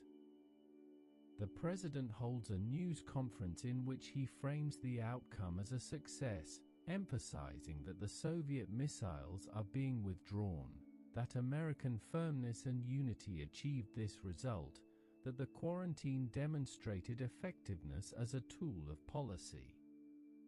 He is careful not to gloat or to humiliate Khrushchev, understanding that the Soviet leader needs to be able to present the outcome to his own people as reasonable rather than as a complete surrender. Kennedy makes no public mention of the private assurance about withdrawing Jupiter missiles from Turkey, maintaining the position that the Cuba settlement stands on its own terms without linkage to other issues. In Moscow, Khrushchev faces his own political challenges in explaining why he is withdrawing missiles he had secretly deployed just weeks earlier, why the Soviet Union is backing down in the face of American pressure. His explanation emphasizes the American no-invasion pledge, characterizing the missile withdrawal as a success because it achieved the defensive purpose of protecting Cuba from American aggression. He portrays himself as a reasonable leader who prevented war while still achieving Soviet objectives. Some within the Soviet leadership are skeptical of this narrative, viewing the outcome as a defeat that weakens Soviet prestige and exposes Khrushchev's judgment to question. These internal Soviet criticisms will contribute to Khrushchev's eventual removal from power 2 years later, though many factors beyond the Cuban crisis will play into the decision. In Havana, Fidel Castro is furious. He was not consulted about the Soviet decision to withdraw the missiles, learned about it from radio broadcasts like everyone else, and feels betrayed by his Soviet allies. Castro had been willing to risk war, had urged the Soviets to respond militarily if the United States invaded Cuba, and he views the Soviet willingness to negotiate with the Americans as a humiliating abandonment of Cuba's sovereignty and security. His relationship with the Soviet Union will remain strained for some time after the crisis, though eventually pragmatic considerations will lead to reconciliation since Cuba depends heavily on Soviet economic and military support. The practical work of implementing the missile withdrawal begins in the days following Khrushchev's announcement. Soviet personnel in Cuba begin dismantling the missile installations, taking apart the launch equipment, loading missiles onto ships for transport back to the Soviet Union.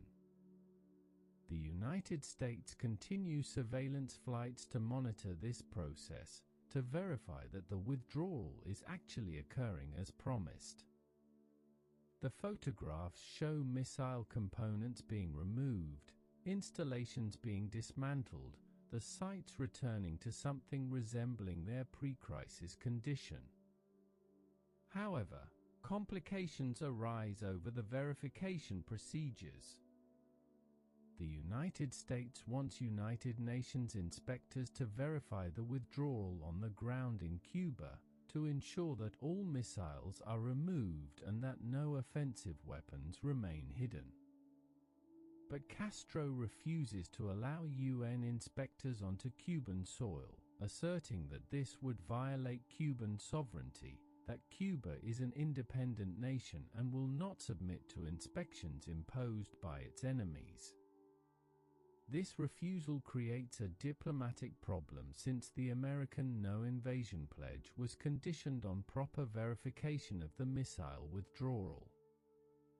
The solution that emerges is less formal than originally planned but sufficient to satisfy American concerns. As Soviet ships carry the missiles back across the Atlantic, they are required to pass near American naval vessels in international waters. The Soviet ships remove the canvas covers from the missiles on deck, allowing American aircraft and ships to photograph and count the missiles being transported.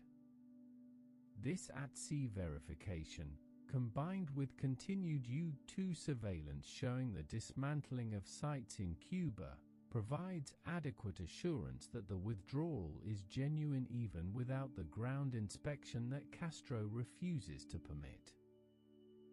The withdrawal process continues through November, with the last Soviet missiles leaving Cuba by late in the month.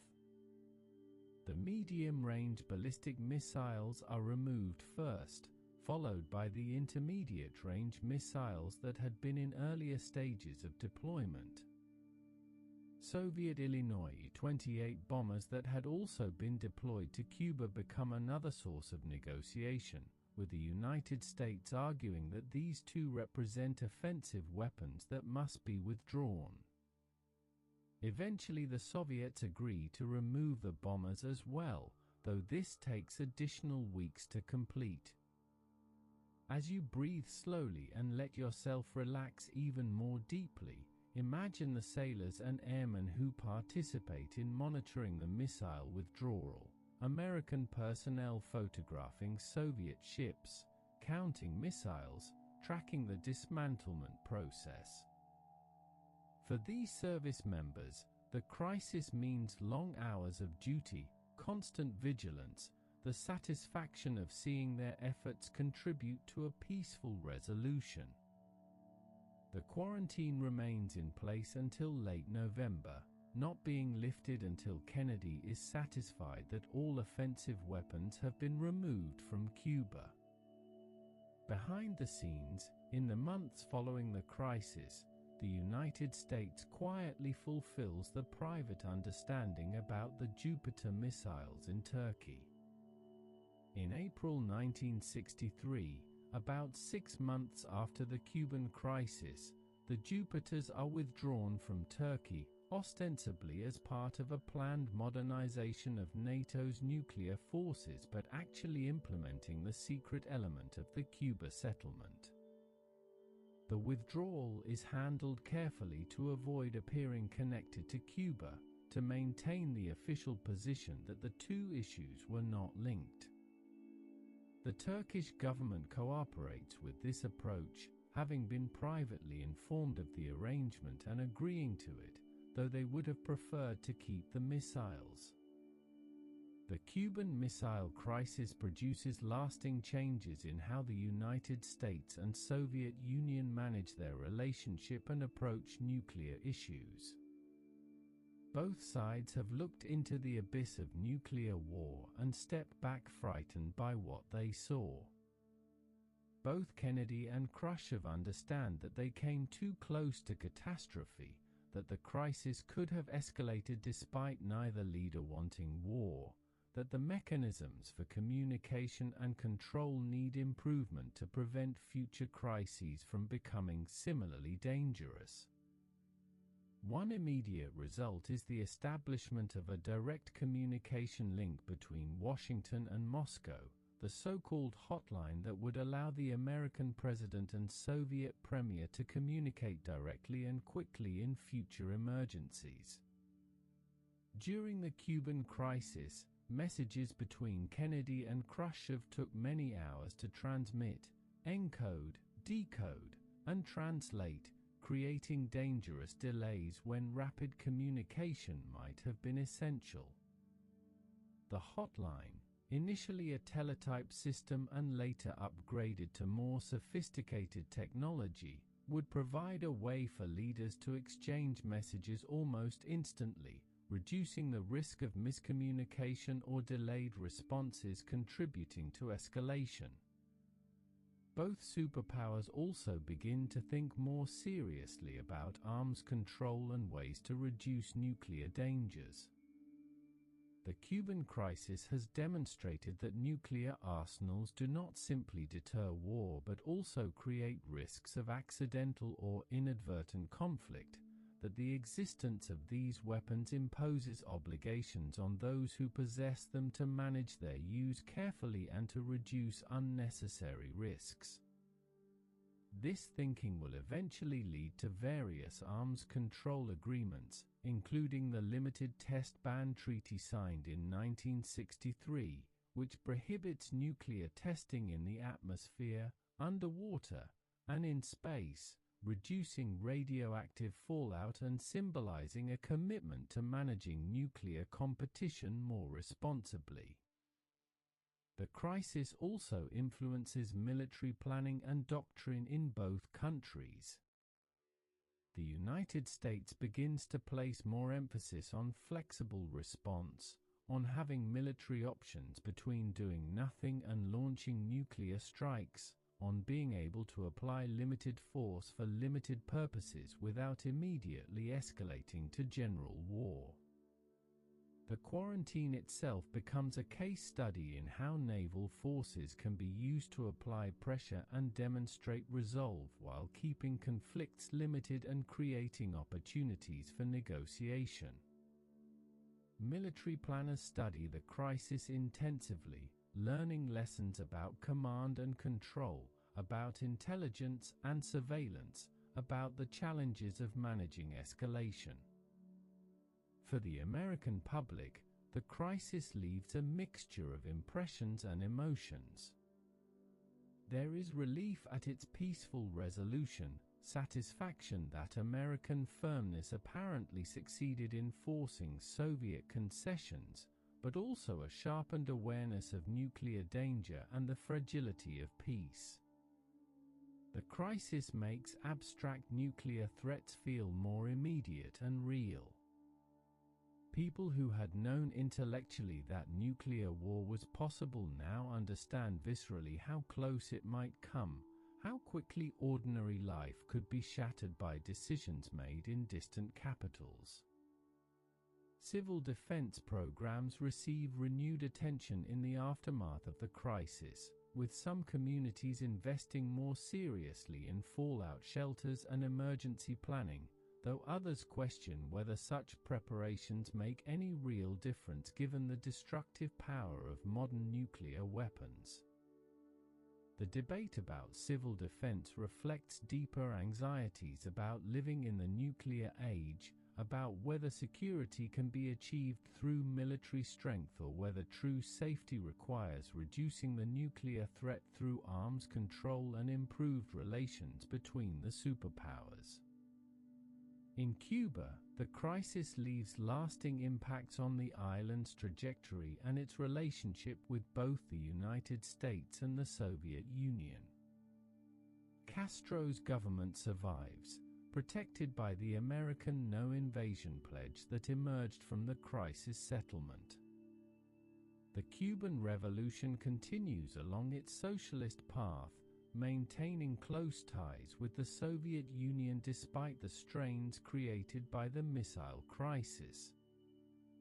Cuba remains isolated from the United States, subject to economic embargo, a communist state 90 miles from American shores, a persistent irritant in US-Soviet relations and in American domestic politics.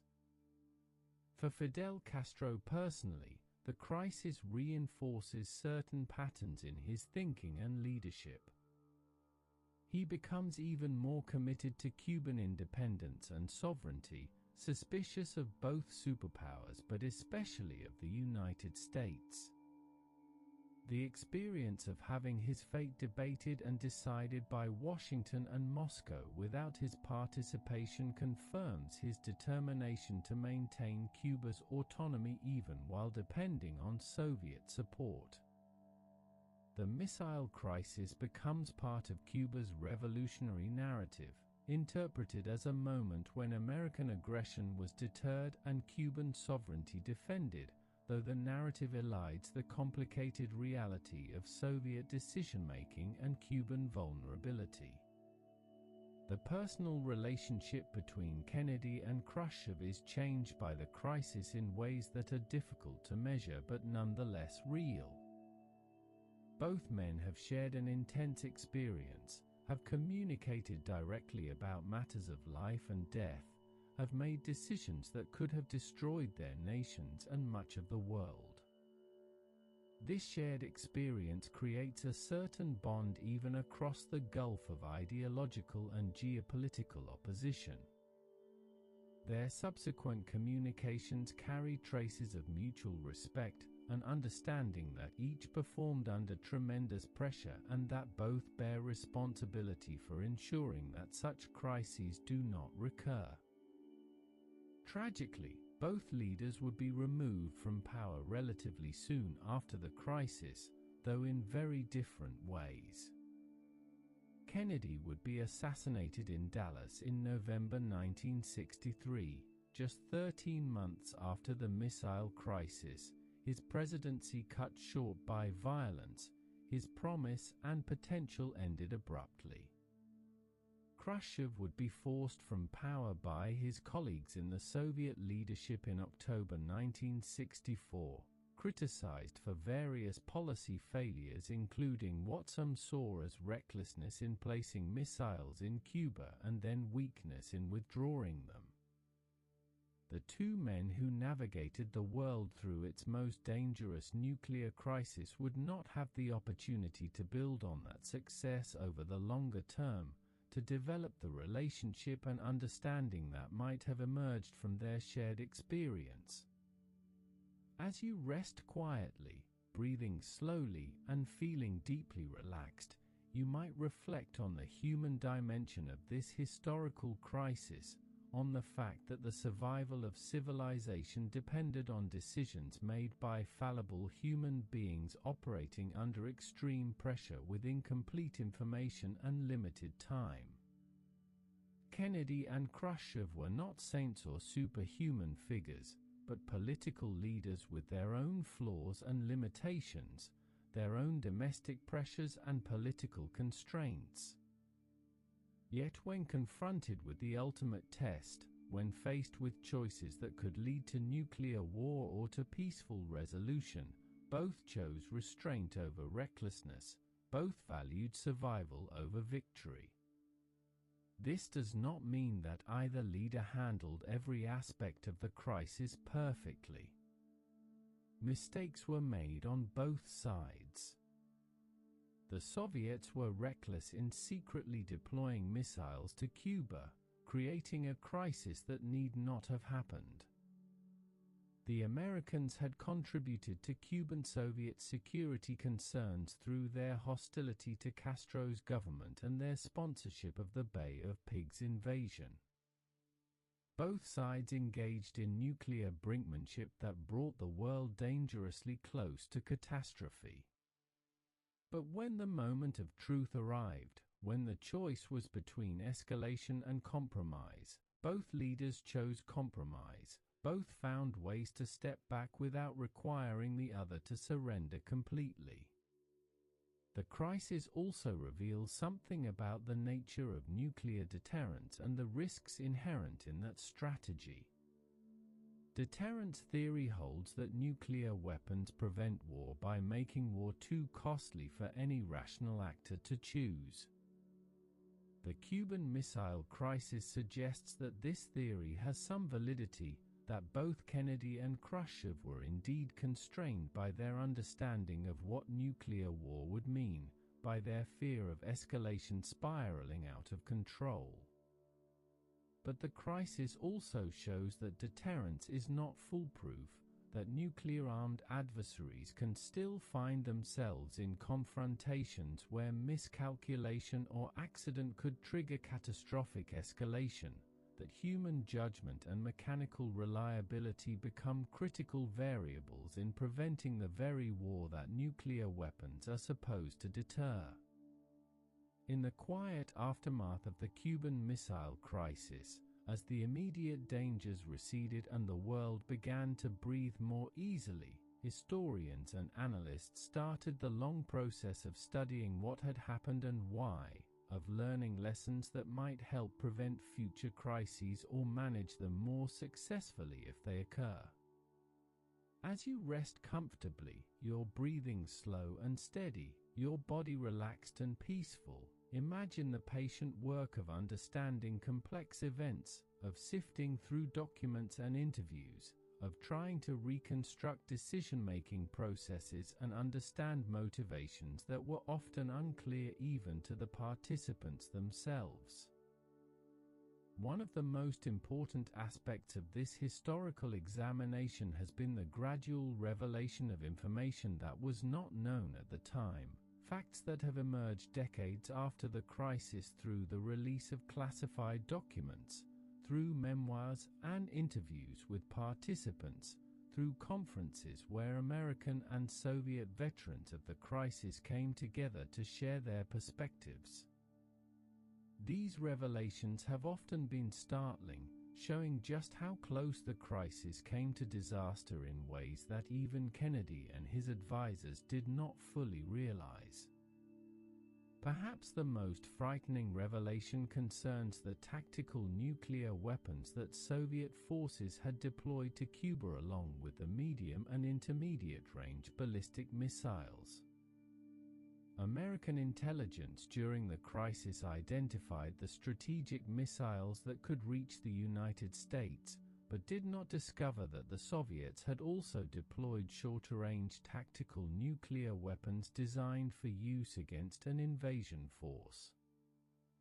These tactical weapons were under the control of Soviet commanders in Cuba, and those commanders had authority to use them if Cuba was invaded and they lost communication with Moscow. This means that if Kennedy had ordered the invasion that some of his advisors were recommending, if American forces had landed on Cuban beaches and advanced inland, Soviet commanders might have responded with nuclear weapons against the invasion force.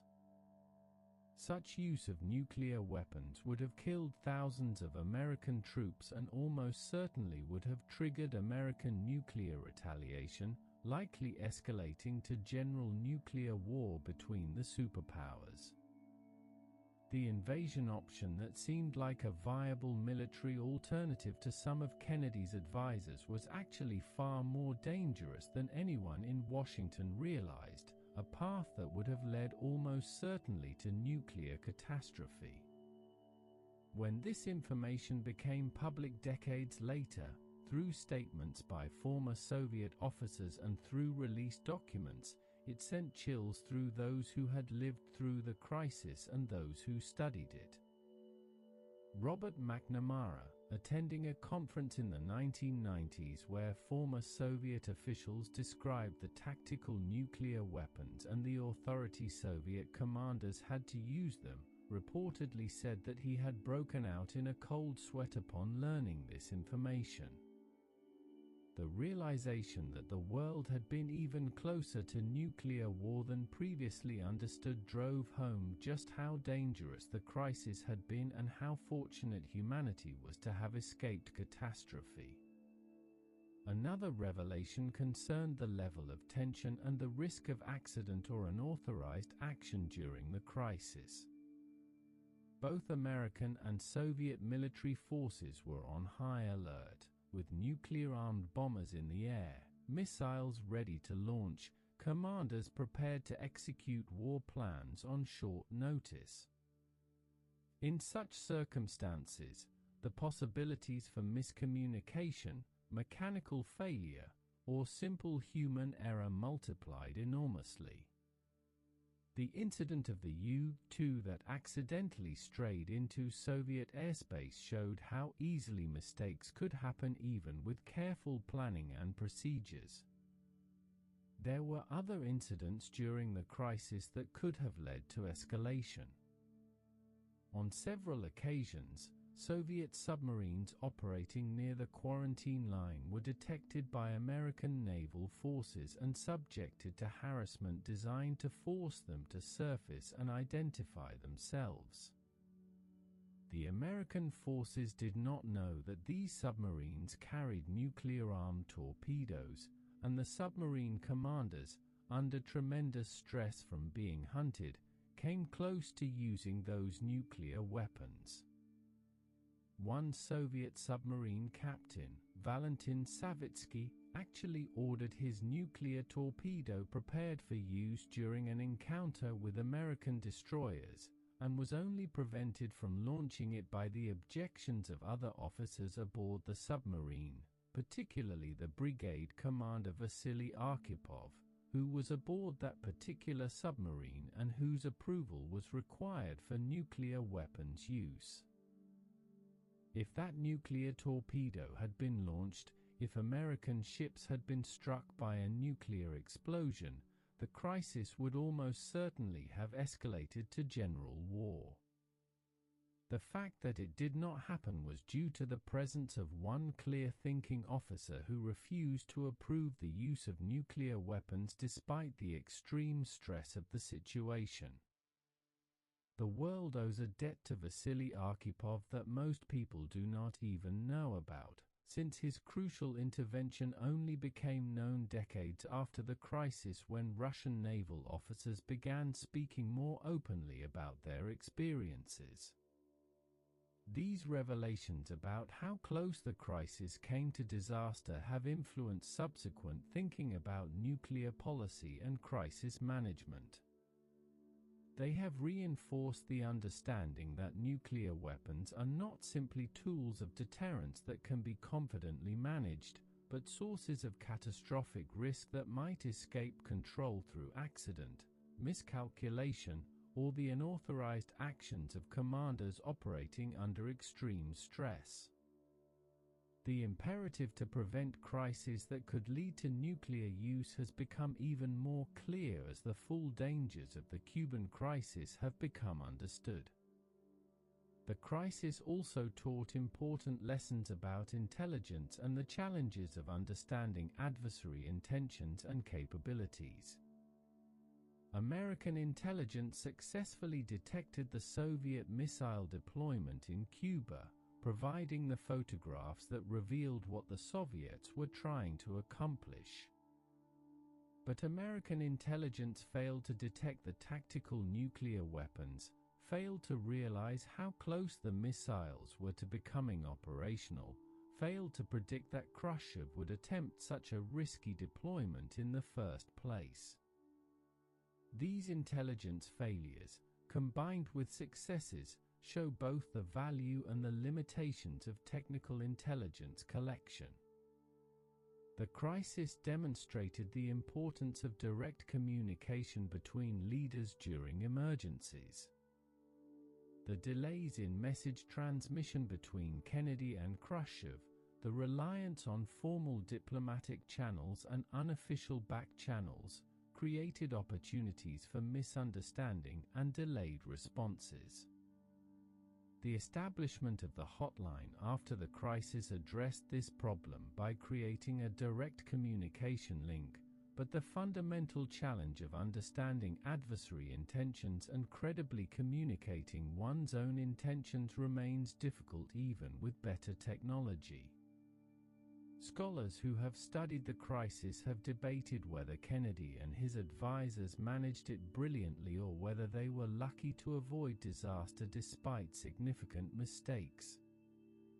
Some argue that Kennedy's combination of firmness and restraint, his rejection of both the do-nothing option and the immediate military strike option, his choice of the quarantine as a measured response that created pressure while preserving options, represented skillful crisis management that achieved American objectives while avoiding war. Others point out that the crisis should never have happened in the first place, that American hostility to Castro and the Bay of Pigs invasion contributed to Soviet and Cuban security concerns that motivated the missile deployment, that better diplomacy before the crisis might have prevented it entirely. There is probably truth in both perspectives. Kennedy's handling of the crisis once it began showed considerable skill and restraint, particularly his resistance to pressure from military advisors who wanted immediate air strikes or invasion. His willingness to consider the Soviet perspective, to look for face-saving ways for Khrushchev to back down, to communicate through multiple channels including the secret understanding about the Turkish missiles, helped create the conditions for peaceful resolution. But American policy toward Cuba before the crisis had been unnecessarily hostile. The Bay of Pigs invasion had been a disaster that increased Cuban and Soviet threat perceptions, and the deployment of Jupiter missiles in Turkey had created a vulnerability that Khrushchev was able to exploit during the crisis negotiations. The role of individual personality and judgment in the crisis's outcome cannot be overlooked. Different leaders might have made different choices at critical moments. A more hawkish American president might have ordered immediate air strikes or invasion rather than choosing the quarantine. A more reckless Soviet leader might have responded to the quarantine with military force rather than negotiation. The fact that both Kennedy and Khrushchev ultimately valued peace and survival over prestige and political advantage made the peaceful resolution possible. As you breathe slowly and sink deeper into relaxation, you might consider how contingent historical outcomes can be, how different choices at key moments could have led to radically different results. The Cuban Missile Crisis could have ended in nuclear war. It came close several times, closer than people realized at the time. The fact that it did not end that way resulted from a combination of skill, restraint, and luck, with each element playing its role in guiding events toward resolution rather than catastrophe.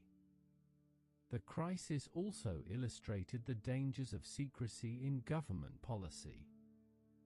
The Soviet decision to deploy missiles to Cuba was made in secret, without consultation with the Cuban people or even full discussion within the Soviet leadership. The American planning for the Bay of Pigs invasion had been similarly secretive. In both cases, secrecy contributed to poor decision-making by limiting the range of perspectives considered and by preventing public debate that might have exposed flaws in the proposed policies before they were implemented. The crisis itself was kept secret from the American public for nearly a week after discovery, creating a situation where the public was unaware of enormous dangers until Kennedy's October 22 address. There are arguments for secrecy in crisis management, particularly the need to avoid forcing adversaries into rigid positions through public statements before diplomatic solutions can be explored. But excessive secrecy also prevents the kind of informed public debate that is essential to democratic governance, particularly in decisions about war and peace. The balance between necessary confidentiality and democratic accountability remains a challenge in foreign policy and national security matters. The Cuban crisis has also been studied for what it reveals about groupthink and decision-making under pressure. Kennedy's management of ExComm, his insistence on hearing competing viewpoints, his willingness to question expert advice, helped avoid the kind of groupthink that can lead to disastrous decisions when everyone in the room reinforces each other's assumptions. But the pressure of the crisis also limited the time available for deliberation, forced decisions to be made with incomplete information, and created stress that could have clouded judgment. The tape recordings Kennedy made of ExComm meetings, which became public decades later, provide extraordinary insight into how decisions were actually made, showing the arguments and counter-arguments, the evolution of thinking, the role of personal relationships and institutional positions. These recordings have become invaluable sources for understanding not just the Cuban crisis but decision-making in government more generally, showing the messy reality of how policy is made rather than the neat rational processes that formal theories might suggest. For ordinary citizens in both the United States and the Soviet Union, the crisis was a frightening experience that brought nuclear dangers into sharp focus. People who had lived with abstract knowledge of nuclear weapons for years suddenly confronted the reality that those weapons might actually be used, that their lives and the lives of everyone they loved could end in nuclear fire. This experience shaped attitudes toward nuclear weapons and defense policy, though not in any simple or uniform way. Some people concluded that the United States needed even stronger military forces to deter Soviet aggression. Others concluded that the nuclear arms race itself was the problem, that reducing nuclear arsenals and improving relations with the Soviet Union was essential to preventing future crises. The peace movement gained strength in the years following the Cuban crisis, with activists organizing protests against nuclear testing and nuclear weapons generally, arguing that the existence of these weapons posed an intolerable risk to humanity. At the same time, defense hawks argued that only American nuclear superiority had forced Soviet concessions in Cuba, that weakness or arms reductions would invite Soviet aggression. These competing interpretations of the crisis's lessons would shape debates about nuclear policy for decades. In Cuba itself, the crisis reinforced the siege mentality of the revolution, the sense that Cuba was a small nation struggling for independence against American imperialism.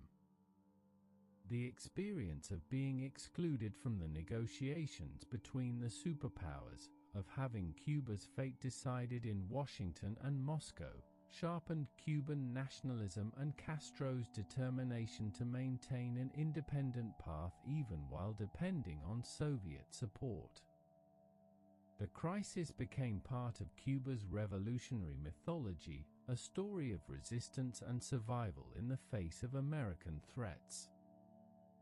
The no invasion pledge that emerged from the crisis settlement has remained in effect, though its precise status and limitations have been debated over the years.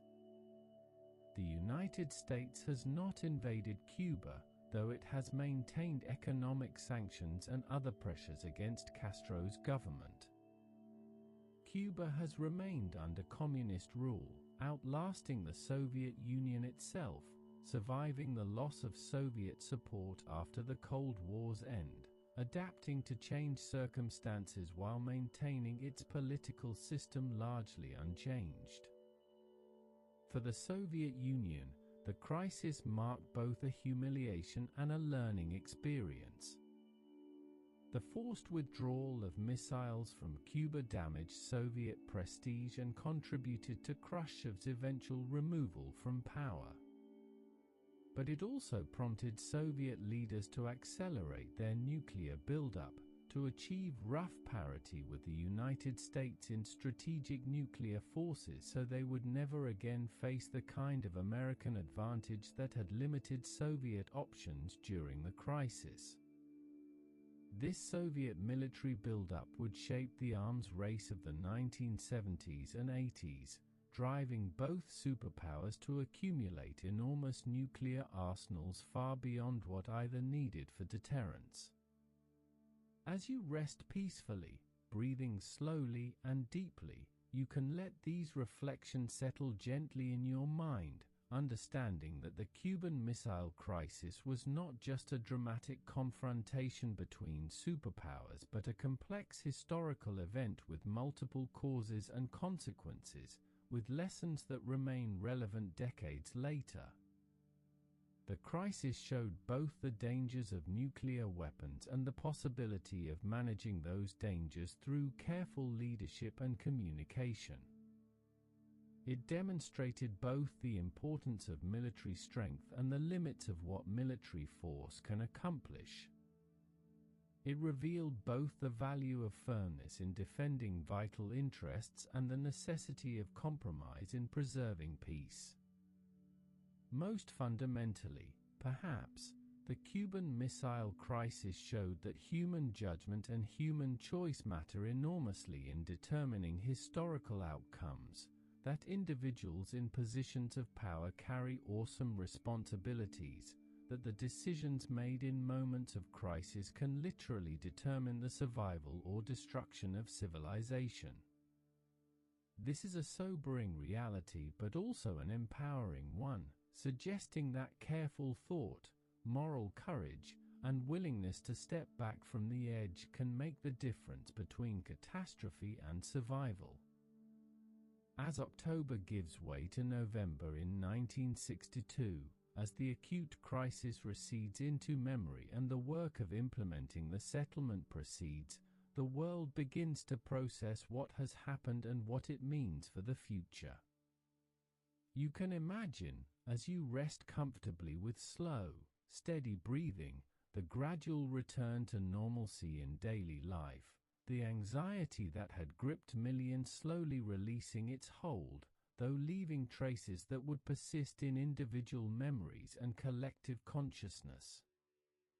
Children return to their regular school routines, the special intensity of duck and cover drills fading back to the background of Cold War preparation. Adults went back to work with perhaps a renewed appreciation for ordinary life, for the simple pleasures of peaceful existence that had seemed threatened during those tense days. Newspaper coverage shifted from crisis updates to analysis and retrospectives, with journalists and commentators offering their interpretations of what had happened and why. Editorial pages debated whether Kennedy had been too cautious or too aggressive, whether the settlement represented victory or compromise, whether the outcome vindicated American policy or revealed its limitations. These debates reflected genuine uncertainty about how to understand the crisis, what lessons to draw from it, how to think about the continuing challenges of the Cold War in its aftermath. In living rooms and workplaces, ordinary people discussed their own experiences of the crisis, sharing memories of where they were when Kennedy announced the missile's presence, how they felt during the days of uncertainty, what they did to prepare or cope with their fear. For some, the crisis had been an abstract event, something happening far away that they observed on television and in newspapers, but that never felt truly real or immediate. For others, particularly those with family members in the military or those living in cities that would have been likely targets in a nuclear war, the crisis had felt intensely personal and frightening, bringing the possibility of death and destruction into sharp focus. The experience of collective fear during the crisis created bonds among those who shared it, a sense of having lived through something significant together, of being part of a generation that had faced nuclear danger directly. This shared experience would influence cultural expressions in the years that followed, appearing in films and literature, in music and art, in the various ways that societies process and remember traumatic or significant events. The Cold War had always carried an undercurrent of nuclear anxiety, but the Cuban crisis made that anxiety concrete and immediate in ways that would shape how people thought about nuclear weapons and international conflict. In Washington, government officials turned their attention from crisis management to learning and adaptation, asking how policies and procedures could be improved to prevent future crises or handle them more effectively. The experience of the 13 days had revealed both strengths and weaknesses in American intelligence, decision-making, and crisis management. Intelligence had successfully detected the Soviet missiles but had failed to predict their deployment and had not discovered all the weapon systems the Soviets had sent to Cuba. Decision-making had ultimately produced a successful outcome but had been stressful and uncertain, with options being debated urgently under enormous pressure. The establishment of the Washington-Moscow hotline was one concrete result, addressing the communications problems that had complicated the crisis. The Limited Test Ban Treaty, negotiated and signed in 1963, represented another outcome, showing that both superpowers were interested in finding ways to reduce nuclear dangers and demonstrate that competition could be managed without requiring constant confrontation. The treaty banned nuclear testing in the atmosphere, underwater, and in space, allowing only underground testing to continue. While limited in scope, it represented a symbolic commitment to nuclear restraint and established precedent for future arms control agreements. Military planning evolved in response to lessons from the crisis. The success of the quarantine as a middle option between diplomatic protest and military strikes encouraged thinking about flexible response, about having a range of military options available rather than facing stark choices between doing nothing and launching nuclear strikes. The Navy studied the quarantine in detail, examining how it was implemented, what worked well, what could be improved, developing doctrine for future uses of naval forces to apply pressure while limiting escalation. The experience of the crisis also influenced how the United States thought about alliances and consultation with allied governments.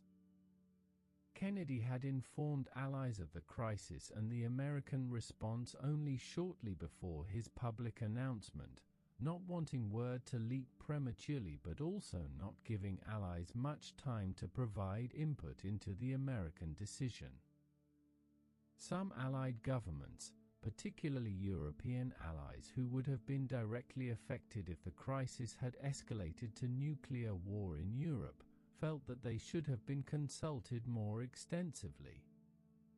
This tension between the need for rapid American decision-making and the desire of allies to participate in decisions affecting their security would continue to challenge NATO and other alliance relationships. In Moscow, the aftermath of the crisis involved different but equally intense processes of evaluation and recrimination. Khrushchev faced criticism from colleagues who questioned both the wisdom of deploying missiles to Cuba in the first place and the decision to withdraw them under American pressure. Some argued that the deployment was reckless, creating an unnecessary crisis that damaged Soviet prestige and risked war.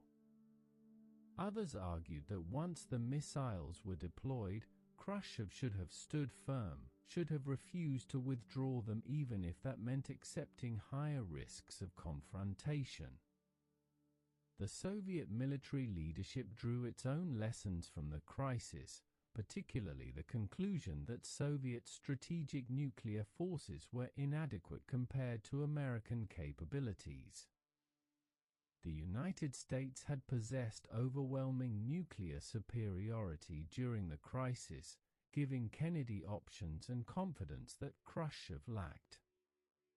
Soviet military leaders determined that this imbalance must be corrected, that the Soviet Union needed to build up its strategic nuclear forces to achieve parity with the United States.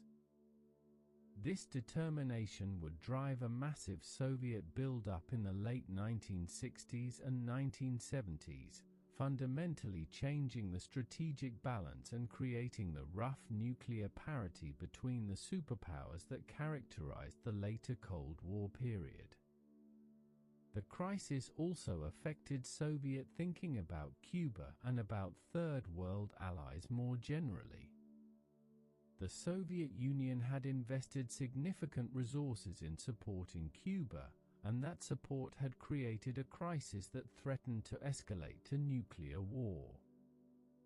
Going forward, Soviet leaders would be more cautious about commitments to distant allies, more careful about actions that might provoke American responses in areas that the United States considered vital to its interests. But at the same time, the Soviet Union would continue competing with the United States for influence in the developing world, supporting revolutionary movements and socialist governments, providing military and economic aid to countries aligned with Soviet interests. For Castro and Cuba, the period after the crisis brought both relief and resentment. Relief that American invasion had been prevented, that Cuba's sovereignty had been preserved, at least in the sense that the Cuban government remained in power and in control of the island.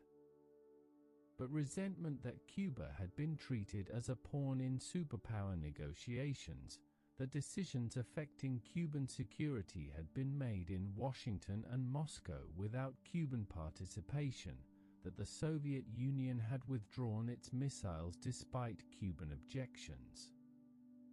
Castro would work to rebuild his relationship with the Soviet Union, understanding that Cuba depended on Soviet support for economic survival and military protection, but the crisis had exposed the limits of that relationship and the subordinate position Cuba occupied within the socialist bloc.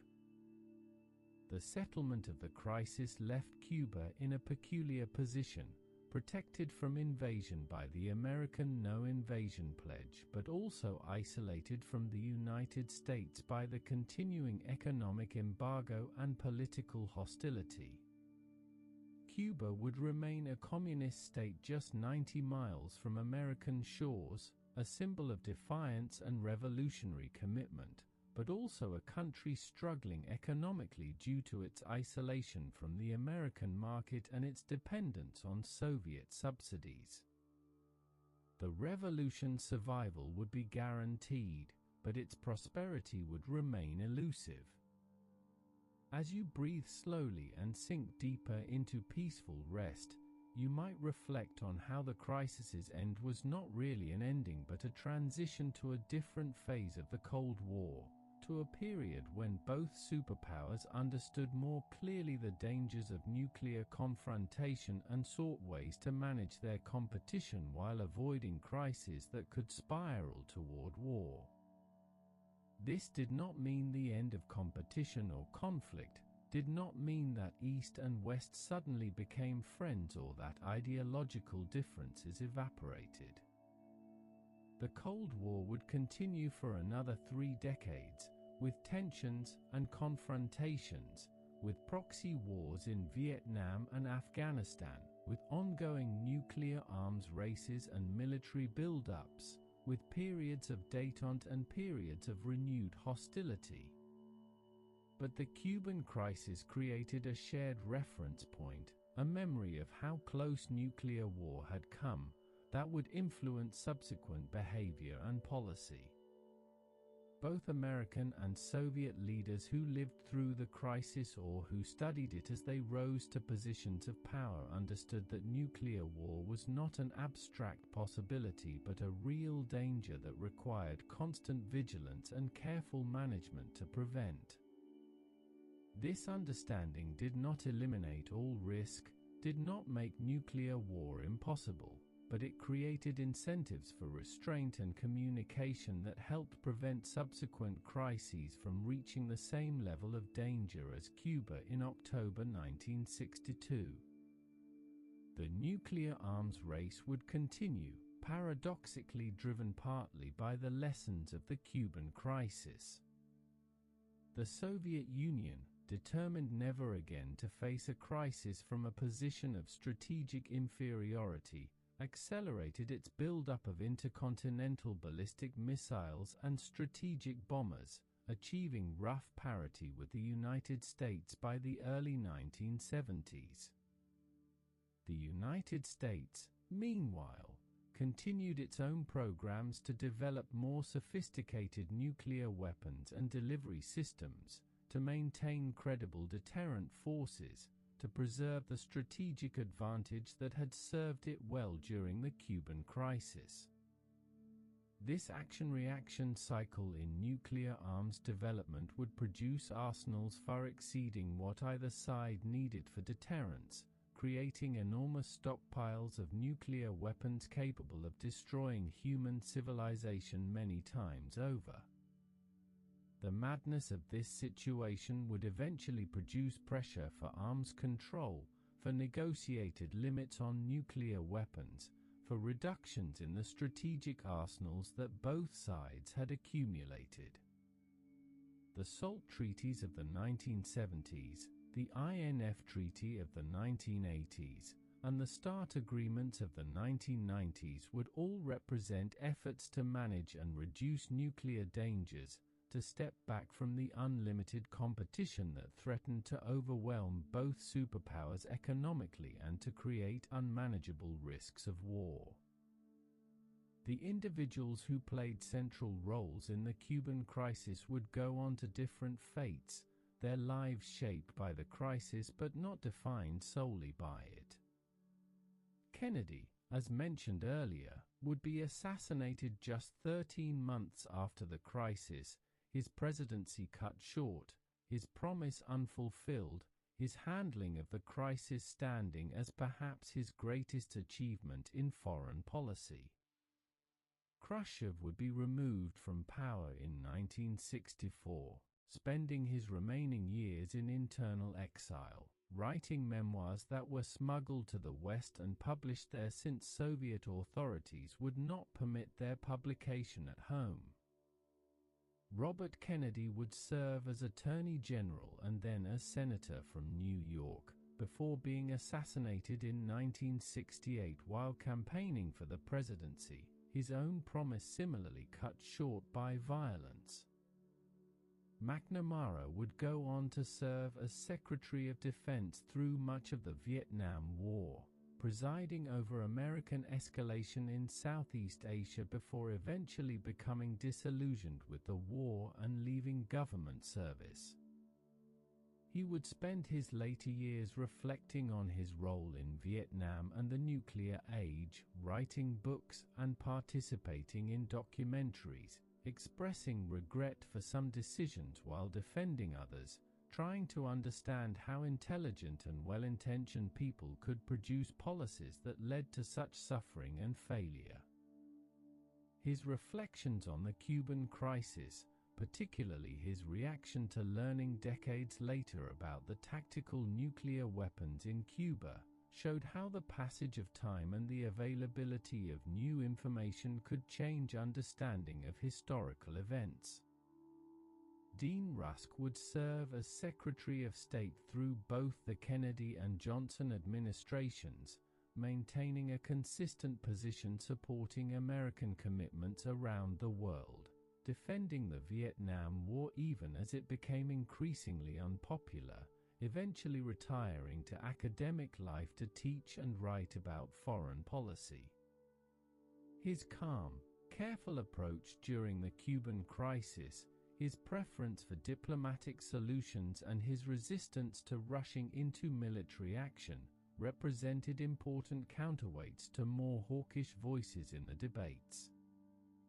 The photo interpreters and intelligence analysts who discovered the missiles, the U-2 pilots who risked their lives flying reconnaissance missions, the naval personnel who enforced the quarantine, the thousands of other individuals who contributed their particular skills and efforts to the crisis management, most would return to obscurity, their crucial roles known only to those with whom they served or to historians who later pieced together the full story. This is often how history works, with vast collective efforts by many people producing outcomes that get attributed to a handful of leaders whose names everyone remembers. Major Rudolph Anderson, the U-2 pilot shot down over Cuba on October 27th, would be posthumously awarded the Distinguished Service Medal and would have an Air Force base named after him in Guam. His death during the crisis serves as a reminder that real people were being put at risk by the decisions being made in Washington and Moscow, that the crisis was not simply an abstract confrontation between ideologies or political systems, but a human drama with human costs. Anderson left behind a widow and 2 children, a family whose lives were permanently altered by the loss of a husband and father in the service of his country. John Cullen, the young Coast Guard seaman who had encountered German saboteurs landing on Long Island during World War II and who was still serving during the Cuban crisis, participated in quarantine operations, his career spanning 2 of the major crises in 20th century American history. The submarine commanders and crews who faced harassment from American naval forces during the crisis, who came close to using nuclear weapons in their desperation and confusion, would carry memories of those days for the rest of their lives, often unable to speak about their experiences until decades later when the end of the Cold War allowed former adversaries to share their stories.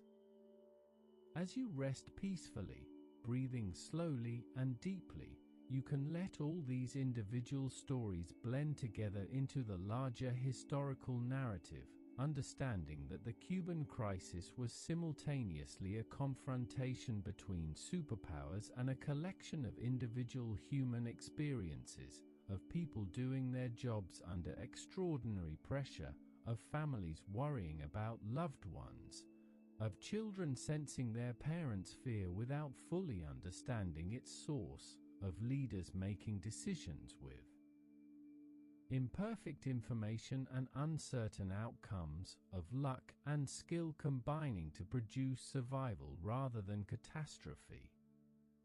The Cuban Missile Crisis occupies a unique place in Cold War history and in the broader story of the nuclear age. As you settle even more deeply into rest, your breathing slow and rhythmic, your body completely relaxed, imagine how this relatively brief crisis, lasting just 13 days in its most intense phase, cast a shadow that extended across decades, influencing policy and shaping consciousness in ways that persisted long after the immediate danger had passed. The crisis became a touchstone, a reference point that people return to when thinking about nuclear dangers, about crisis management, about the relationship between military power and diplomatic outcomes. In American popular culture, the Cuban crisis appeared in various forms over the subsequent decades, though often in simplified or dramatized versions that captured the drama while missing some of the complexity. Films like 13 Days, released in 2000, attempted to recreate the experience of the crisis, showing the deliberations in the White House, the tensions between advisors, the fear that gripped the nation. Such dramatizations served useful purposes in keeping the crisis in public memory, reminding new generations about this important historical event, though they also sometimes distorted the record by oversimplifying motivations or exaggerating individual roles for dramatic effect. Books about the crisis accumulated over the decades, ranging from memoirs by participants to scholarly studies by historians, from journalistic accounts to specialized analyses of particular aspects like intelligence or decision-making or military operations. Robert Kennedy's memoir, 13 Days, written shortly after the crisis but not published until after his death, provided an inside perspective on the deliberations, though historians have noted that it simplified some aspects and portrayed the Attorney General's role in particularly favorable terms. Kennedy's book became a key source for understanding the crisis, but also a text that needed to be read critically, understanding that its author had his own perspective and purposes in writing. Academic studies of the crisis proliferated, with political scientists using it as a case study for theories about deterrence, crisis management, decision-making under pressure, and international relations. The crisis seemed to offer lessons about all these topics, providing real-world evidence that could support or challenge various theoretical claims.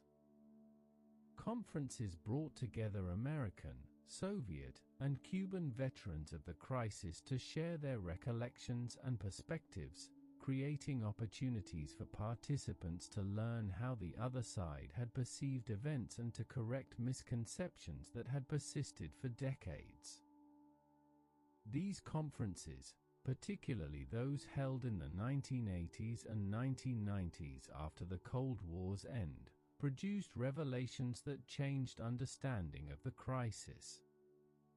The disclosure about tactical nuclear weapons in Cuba, the stories about Soviet submarines nearly using nuclear torpedoes, the clarification of command and control arrangements and the authority given to local commanders, all emerged from these exchanges between former adversaries who could finally speak more freely about their experiences.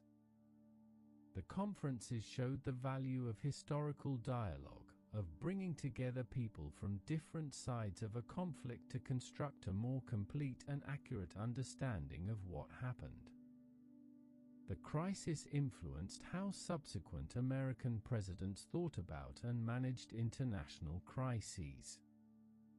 Lyndon Johnson, who succeeded Kennedy, had been vice president during the Cuban crisis and had participated in some ExCom meetings.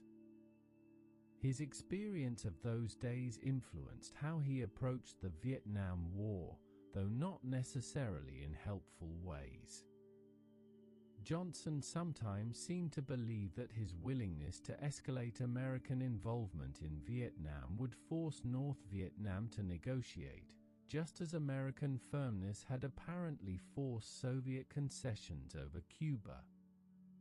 But Vietnam was very different from Cuba, and the lessons of the missile crisis did not translate well to the jungles of Southeast Asia. Richard Nixon, who became president in 1969, studied the Cuban crisis and drew his own lessons about the importance of appearing strong and unpredictable, about the value of threatening actions that adversaries would find frightening. Nixon's madman theory, the idea that making adversaries think he might do something irrational would give him negotiating leverage, represented one interpretation of crisis management that drew partly on the Cuban experience, though it emphasized different aspects than other observers might stress.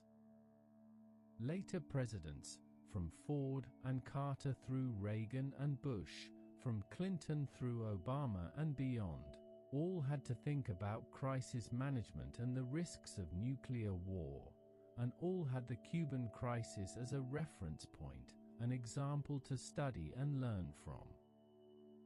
Some drew lessons about the importance of strength and resolve, about not backing down in the face of adversaries' threats.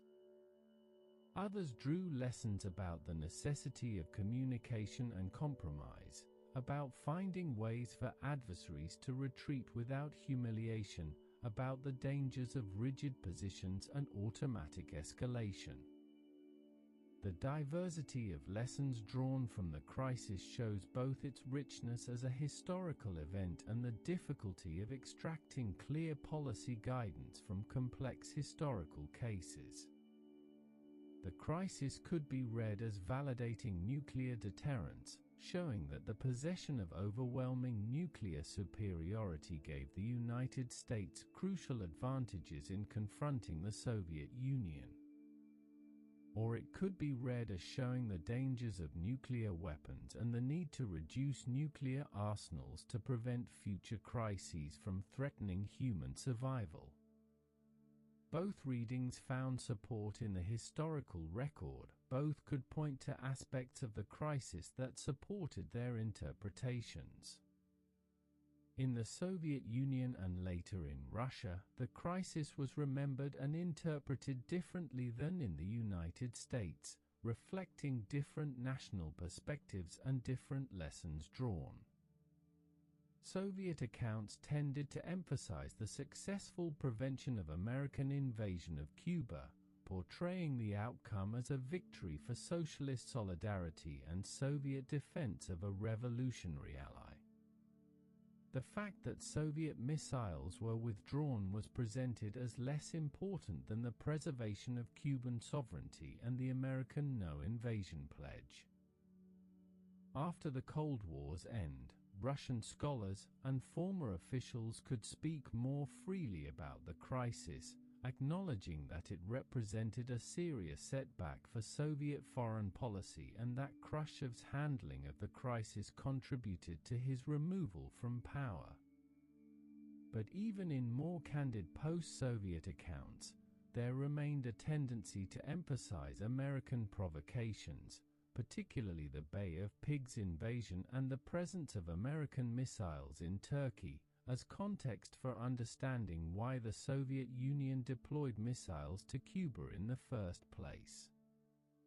The crisis's place in Cuban memory and historiography differed again, shaped by the revolution's ongoing narrative of resistance to American imperialism. For official Cuban accounts, the crisis demonstrated American aggression and the willingness of the Soviet Union to protect Cuba, though there was also resentment about being excluded from the negotiations that determined Cuba's fate.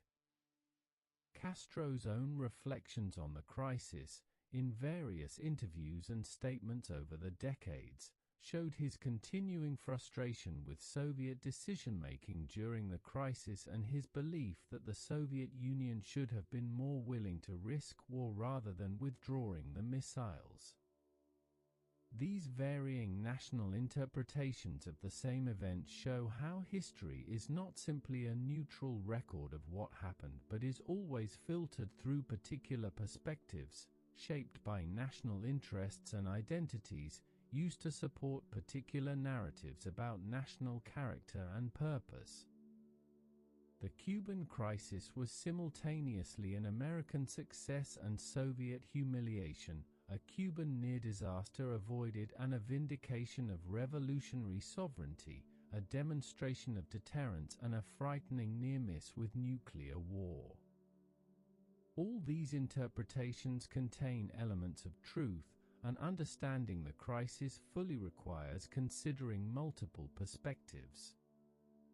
As you breathe slowly and peacefully, feeling deeply relaxed, you might reflect on how the crisis demonstrated both human capacity for creating terrible dangers and human ability to step back from those dangers through wisdom and restraint.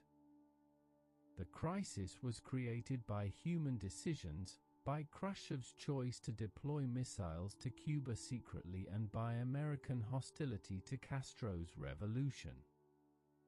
But the crisis was also resolved by human decisions, by Kennedy's measured response and Khrushchev's eventual willingness to withdraw the missiles, by both leaders' ultimate preference for peace over victory. This dual nature of the crisis, as both human creation and human resolution of danger, offers both warning and hope. The warning is that human folly and miscalculation can create situations of enormous peril, that the existence of nuclear weapons gives a terrible finality to mistakes that in previous eras might have been survivable. The hope is that human wisdom and courage can overcome even very dangerous situations, that leadership and judgment and willingness to compromise can prevent catastrophes even when events seem to be spiraling toward disaster. The crisis also showed the importance of luck and contingency in historical outcomes. Many things could have gone differently. If the U-2 flights had not discovered the missiles when they did, the Soviets might have completed their deployment before the United States could respond. If Kennedy had listened to advisors who wanted immediate air strikes, the crisis might have escalated to war. If Soviet submarine commanders had used their nuclear torpedoes, or if Soviet commanders in Cuba had used tactical nuclear weapons against an American invasion, escalation to general nuclear war would have been nearly certain. If the U-2 that accidentally strayed into Soviet airspace had been shot down, or if any of a dozen other possible accidents or miscalculations had occurred, the outcome might have been catastrophic.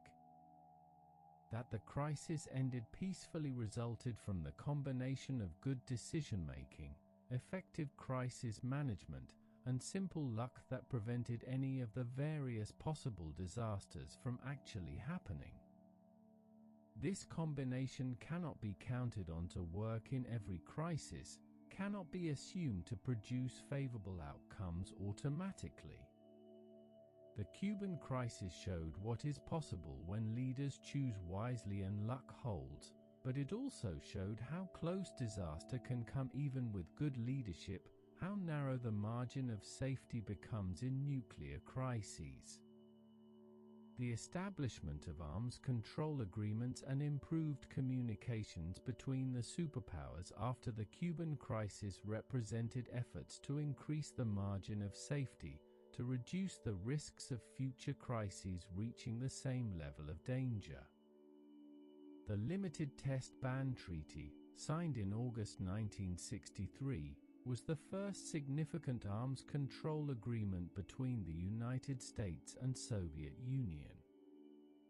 While limited in scope, banning only testing in the atmosphere, underwater, and in space while allowing underground testing to continue, it represented a breakthrough after years of unsuccessful negotiations. The treaty had practical benefits, reducing radioactive fallout from atmospheric testing that had been contaminating the environment and entering the food chain through contaminated milk and other agricultural products. But it also had symbolic importance, demonstrating that the superpowers could reach agreements on nuclear matters, could cooperate in reducing dangers even while remaining adversaries in most other respects. The treaty created precedent and momentum that would eventually lead to more comprehensive arms control agreements, though progress would be slow and uneven.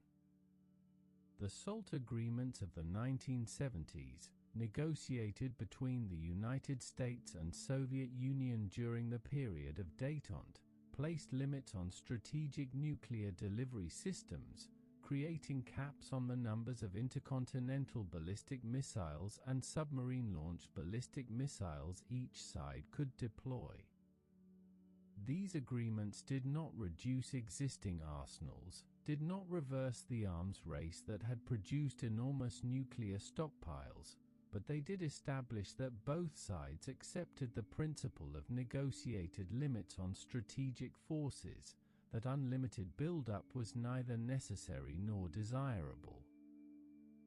The INF Treaty of 1987 went further, actually eliminating an entire class of nuclear weapons, the intermediate-range nuclear forces that both sides had deployed in Europe. This treaty, negotiated between Reagan and Soviet leader Mikhail Gorbachev, represented the first time that the superpowers agreed not just to limit but to eliminate existing nuclear weapon systems. The treaty included unprecedented verification provisions, allowing each side to inspect the other's facilities to ensure compliance, creating a level of transparency that would have been unthinkable during the Cuban crisis.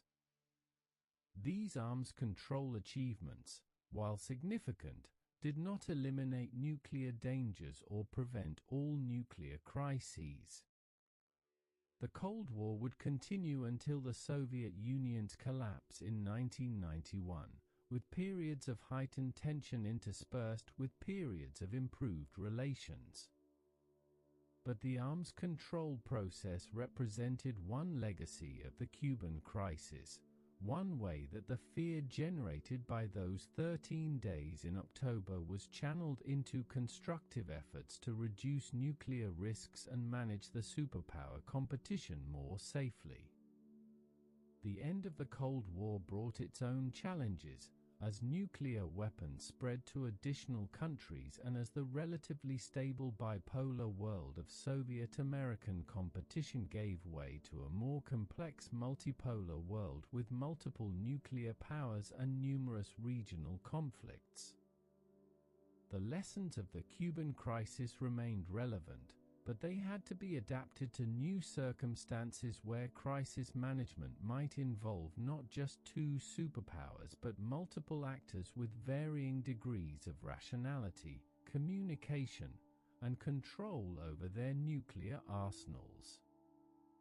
As you rest peacefully, breathing slowly and evenly, you can appreciate that the Cuban Missile Crisis belongs not just to history but to an ongoing story about humanity's relationship with nuclear weapons, about how we manage the dangers created by our own technological capabilities, about whether we can develop the wisdom to prevent catastrophic uses of weapons we have proven clever enough to create.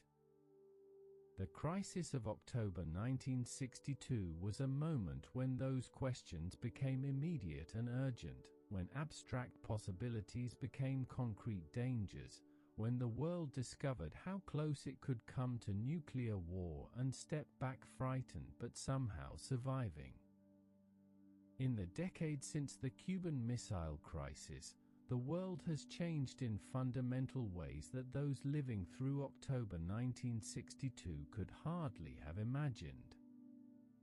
As you rest comfortably in the peaceful darkness, breathing slowly and deeply, completely relaxed, you can reflect on how the crisis exists now as history, as memory, as a story from a world that no longer exists in many of its essential features, yet a story that still speaks to our present moment in important ways.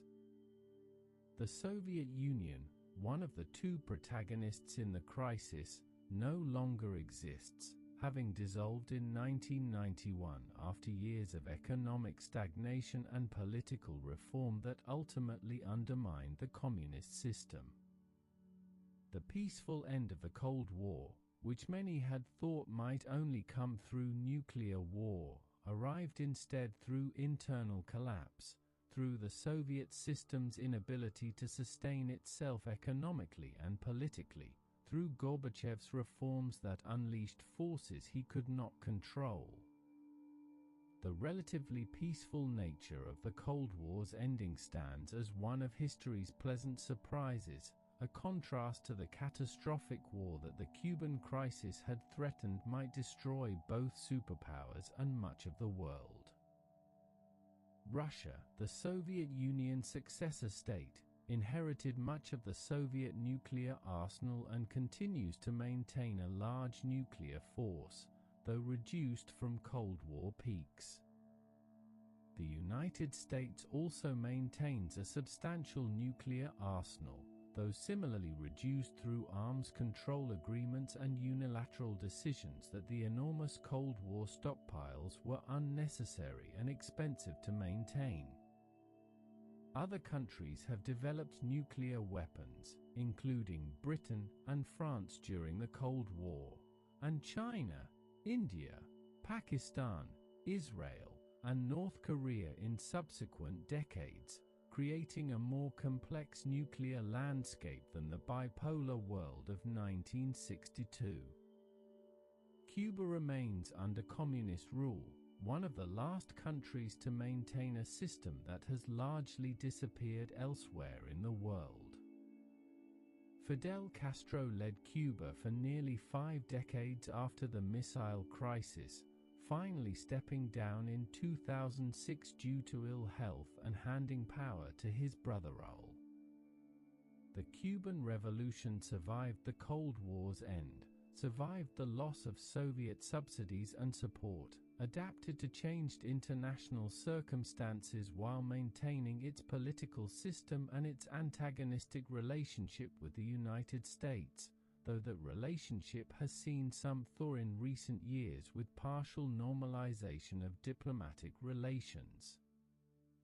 The American no-invasion pledge that emerged from the Missile Crisis settlement has held, though its exact legal status remains somewhat ambiguous and its continuation is a matter of policy rather than binding treaty obligation. The United States has not invaded Cuba, though it has maintained economic sanctions and other pressures. The debate about American policy toward Cuba continues in American politics, with some arguing for maintaining pressure to encourage political change and others arguing for engagement and normalization of relations. The Missile Crisis, 60 years in the past, still casts its shadow over this debate, still provides historical reference points for arguments about what approach toward Cuba best serves American interests. The physical sites where the crisis unfolded have mostly returned to other uses or have been forgotten. The missile sites in Cuba were dismantled decades ago, the land returned to agricultural use or other purposes. The beaches where Soviet ships unloaded missiles and equipment show no traces of those activities. The quarantine line in the Atlantic exists only in historical documents and maps, the ocean having long since erased any physical evidence of the naval vessels that patrolled those waters in October 1962. In Washington, the White House Cabinet Room where ex-com met looks much as it did then, though the people who sat around its table making decisions about war and peace are gone, their place is taken by new generations of officials facing different challenges. The Situation Room has been updated and modernized many times, equipped with technologies that would have seemed like science fiction in 1962, but still serving its essential purpose as the nerve center for monitoring international crises and coordinating government responses. The U-2 aircraft that flew reconnaissance missions over Cuba and discovered the missiles have been retired from service, replaced by satellites and other surveillance systems that can monitor events around the world in real time without risking pilots' lives. The technology of intelligence gathering has advanced enormously, providing capabilities that the photo interpreters of 1962 would find almost magical. But the fundamental challenge of understanding adversary intentions and predicting future actions remains as difficult as ever, as the intelligence failures and surprises of recent decades have demonstrated. The lessons of the Cuban crisis continue to be studied by military officers, diplomats, intelligence analysts, and political leaders, all trying to understand what the crisis teaches about their particular areas of responsibility. Military academies use the crisis as a case study in strategy and operations, examining the quarantine as an example of how naval forces can be used to achieve political objectives. Diplomatic schools study the negotiations and communications, analyzing how Kennedy and Khrushchev managed to find a settlement that both sides could accept. Intelligence courses examine both the successes and failures of American intelligence during the crisis, the timely detection of missiles, but also the failure to predict their deployment or discover tactical nuclear weapons. Each professional community draws somewhat different lessons from the same events, emphasizing aspects most relevant to their particular concerns and responsibilities. This is natural and appropriate, as different roles require focusing on different dimensions of complex historical events. But it also means that no single interpretation of the crisis captures all its complexity, that understanding the crisis fully requires considering multiple perspectives and recognizing that competing interpretations may each capture important aspects of a multifaceted reality. The crisis has also entered the broader cultural memory as a symbol of nuclear danger survived, of leadership tested and proven adequate to an extraordinary challenge, of a moment when the world teetered on the edge and somehow found its balance. This symbolic dimension of the crisis gives it meaning beyond the specific details of what happened, makes it a reference point for thinking about nuclear weapons and international crises more generally. When people speak of avoiding another Cuban crisis or managing a situation before it becomes a Cuban crisis, they are invoking this symbolic meaning, using the crisis as shorthand for a particular kind of danger and a particular need for careful crisis management. As you breathe slowly and peacefully, sinking deeper into rest, you might consider how historical events become transformed through memory and interpretation, how they are simplified and symbolized, how they acquire meanings that go beyond what actually happened to what the events represent in collective consciousness. The Cuban crisis in popular memory is often remembered as Kennedy versus Khrushchev, as American firmness forcing Soviet retreat, as 13 days when the world held its breath. These memories are not exactly wrong, but they simplify enormous complexity, focus on certain aspects while neglecting others, create a narrative that is easier to remember and communicate than the full historical reality. The crisis also appears in counterfactual speculation, in the question of what would have happened if events had gone differently. What if Kennedy had ordered the air strikes that some advisors wanted? What if Soviet submarines had used their nuclear torpedoes? What if the Soviets had retaliated against West Berlin when the quarantine was imposed? What if the U-2 shoot-down had triggered American retaliation and escalation? These what-if questions cannot be answered with certainty, but they help illustrate how contingent the actual outcome was, how many different paths history might have taken from the same starting conditions. Some counterfactual scenarios involve nuclear war breaking out, escalating rapidly from conventional conflict to strategic nuclear exchanges that would have killed millions or hundreds of millions of people, destroyed cities across the northern hemisphere, spread radioactive fallout across the globe, potentially causing nuclear winter and threatening human survival. These scenarios were not merely theoretical possibilities but real paths that events could have taken if just a few decisions or accidents had gone differently. The fact that these scenarios did not happen, that the crisis ended peacefully instead, makes the Cuban crisis a story of catastrophe avoided rather than catastrophe experienced. Other counterfactual scenarios imagine different settlements to the crisis.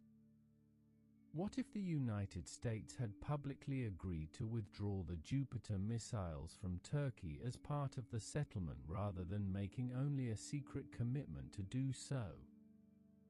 What if the settlement had included broader agreements about Cuba and Latin America, perhaps addressing some of the underlying tensions that had contributed to the crisis? What if Kennedy and Khrushchev had used the crisis as an opportunity for a more fundamental reassessment of superpower relations, leading to earlier and more substantial arms control agreements? These alternative outcomes might have produced a different Cold War, perhaps one with less nuclear tension, perhaps one with earlier détente and arms reductions. But they might also have created different problems, different tensions, different paths toward crisis. Counterfactual history is ultimately speculative, but it serves the useful purpose of reminding us that outcomes we take for granted were not inevitable, that other possibilities existed, that the history we know is just one path among many that might have been taken. The individuals who played central roles in the crisis have nearly all passed away, their personal memories and perspectives lost except where captured in writings or recordings they left behind. Kennedy and Khrushchev, Robert Kennedy and McNamara, Rusk and Bundy, Castro and the others, all are now historical figures rather than living participants who can be interviewed about their experiences and thoughts.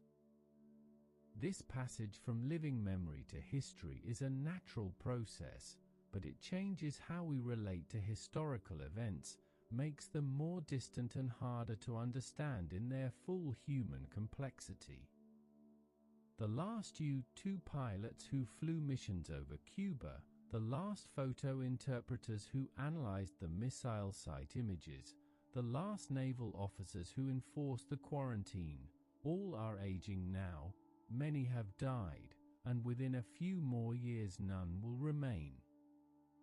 The crisis will pass entirely from living memory into the realm of history, preserved in documents and recordings and photographs, but no longer accessible through direct conversation with those who were there. This transition has already largely occurred, as most Americans and most people around the world now know the Cuban crisis only as history, only as a story from before they were born, rather than as a lived experience they remember. Yet the crisis retains relevance precisely because the fundamental issues it raised remain unresolved. Nuclear weapons still exist in vast numbers, still pose existential risks to humanity, still require careful management to prevent their use in war. International crises still occur, still threaten to escalate beyond the control of those involved, still demand wisdom and restraint from leaders who may be under enormous pressure to take forceful action. The specific circumstances of October 1962 will not recur. The Soviet Union will not again deploy missiles to Cuba, but the underlying challenges of crisis management and nuclear danger persist in new forms adapted to changed circumstances. The crisis reminds us that human judgment matters enormously, that individuals in positions of power make choices that can determine whether millions live or die, that there is no automatic mechanism ensuring wise decisions in moments of crisis. This is both sobering and empowering. Sobering because it means we cannot take survival for granted, cannot assume that disasters will automatically be prevented. Empowering because it means that human choice and human action can make a difference, that wisdom and courage can overcome even very dangerous situations. The crisis also reminds us that luck and contingency play roles in historical outcomes that we sometimes prefer not to acknowledge. We like to think that good decision-making will reliably produce good outcomes, that skill and wisdom are sufficient to ensure success. But the Cuban crisis shows that even with good leadership and careful crisis management, luck played a crucial role in the favorable outcome. The various accidents and close calls that did not lead to escalation, the Soviet submarine commander who refused to use nuclear weapons, the successful communications between Washington and Moscow despite primitive technology, all involved elements of chance and good fortune that might not hold in every crisis. This recognition that luck matters should encourage humility, should make us wary of overconfidence in our ability to manage nuclear dangers through skill alone. It should also encourage us to reduce our dependence on luck by addressing nuclear dangers more fundamentally, by reducing nuclear arsenals, by improving communication and understanding between nuclear-armed states, by working toward a world where nuclear weapons play diminished roles in national security strategies and ultimately can be eliminated without creating new insecurities. As you rest peacefully, breathing slowly and deeply, completely relaxed, you can reflect on how the Cuban Missile Crisis connects past to present, how a crisis from 60 years ago still speaks to current concerns about nuclear weapons and international conflict, still offers lessons about leadership and decision-making, still reminds us of both the terrible dangers humans have created and the human capacity to step back from those dangers through wisdom and restraint.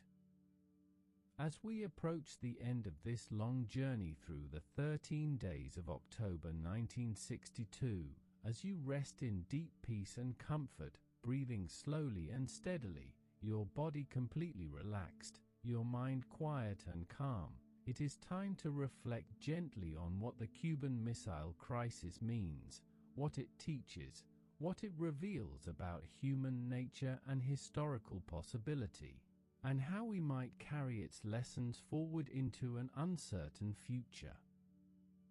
The crisis stands as a monument to human folly and human wisdom existing side by side, often within the same people, sometimes in the same decisions. The folly was in creating nuclear weapons in the first place, in building arsenals capable of destroying civilization, in allowing international competition and ideological conflict to drive both superpowers toward preparations for catastrophic war. The folly was in Khrushchev's decision to secretly deploy missiles to Cuba, creating a crisis that need not have happened, risking war over what was ultimately a symbolic issue of prestige and strategic advantage. The folly was in American policy toward Cuba before the crisis, in the Bay of Pigs invasion and the continuing efforts to undermine Castro's government that contributed to Cuban and Soviet security concerns. But alongside this folly was wisdom, particularly in how Kennedy and Khrushchev managed the crisis once it began, in their ultimate choice of compromise over confrontation, in their willingness to provide each other with face-saving ways to step back from positions they had publicly taken, in their recognition that nuclear war was an unacceptable outcome regardless of political costs.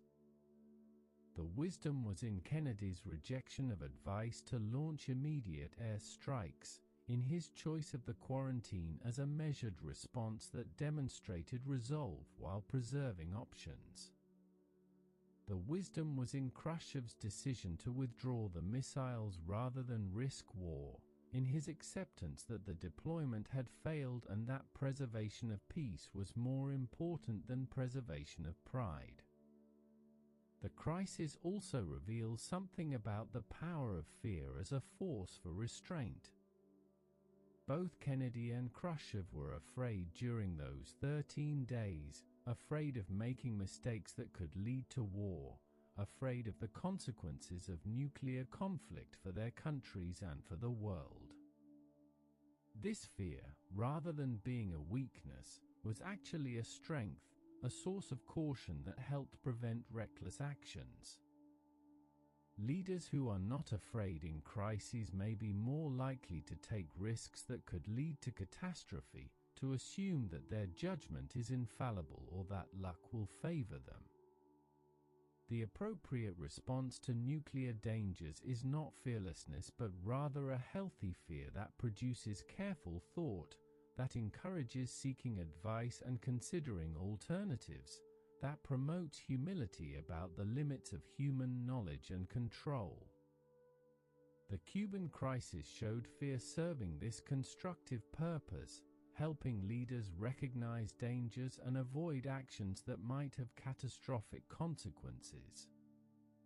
As you breathe slowly and peacefully, sinking even deeper into rest, you can let go of any tension these reflections might have created, understanding that the crisis happened long ago, that the immediate dangers it posed have passed, that you are safe in this present moment. The story of the Cuban Missile Crisis is important to remember and understand, but it need not disturb your peace or trouble your rest. It is history now, complete and concluded, part of the past that informs our present but does not determine it. The crisis reminds us that peace is not automatic, that survival is not guaranteed, that each generation must choose wisely if it wishes to avoid catastrophe. But it also shows that peace is possible, that survival can be achieved through wisdom and restraint, that even very dangerous situations can be navigated successfully if leaders and peoples value life over ideology, prudence over pride, the future over the present moment's passions. In the years since 1962, humanity has faced many challenges and dangers, some nuclear-related and some arising from other sources. We have survived these challenges so far through combinations of skill, wisdom, and luck similar to what saved us during the Cuban crisis. We have also created new dangers, new technologies of destruction, new possibilities for catastrophic error or malice. The challenge of managing dangerous technologies and preventing their misuse continues in new forms adapted to new circumstances. The Cuban crisis offers no simple formula for meeting these challenges, no foolproof method for ensuring wise decisions and favorable outcomes. What it offers instead is a reminder that human choice matters, that leadership and judgment and willingness to step back from the brink can make the difference between catastrophe and survival. It offers examples of both what to do and what not to do in crises, both the value of measured responses and the dangers of reckless actions. It offers hope that even very dangerous situations can be resolved peacefully if leaders are willing to negotiate rather than fight, to compromise rather than insist on total victory. Most fundamentally, perhaps, the crisis offers a cautionary tale about nuclear weapons and the risks they pose to human survival. These weapons were created by human ingenuity and scientific achievement, but they threaten to destroy what they were supposedly created to protect. They exist as guardians of national security but threaten the ultimate insecurity of human extinction. This paradox has characterized the nuclear age since 1945, and the Cuban crisis made it vivid and immediate in ways that abstract discussions of nuclear strategy never could.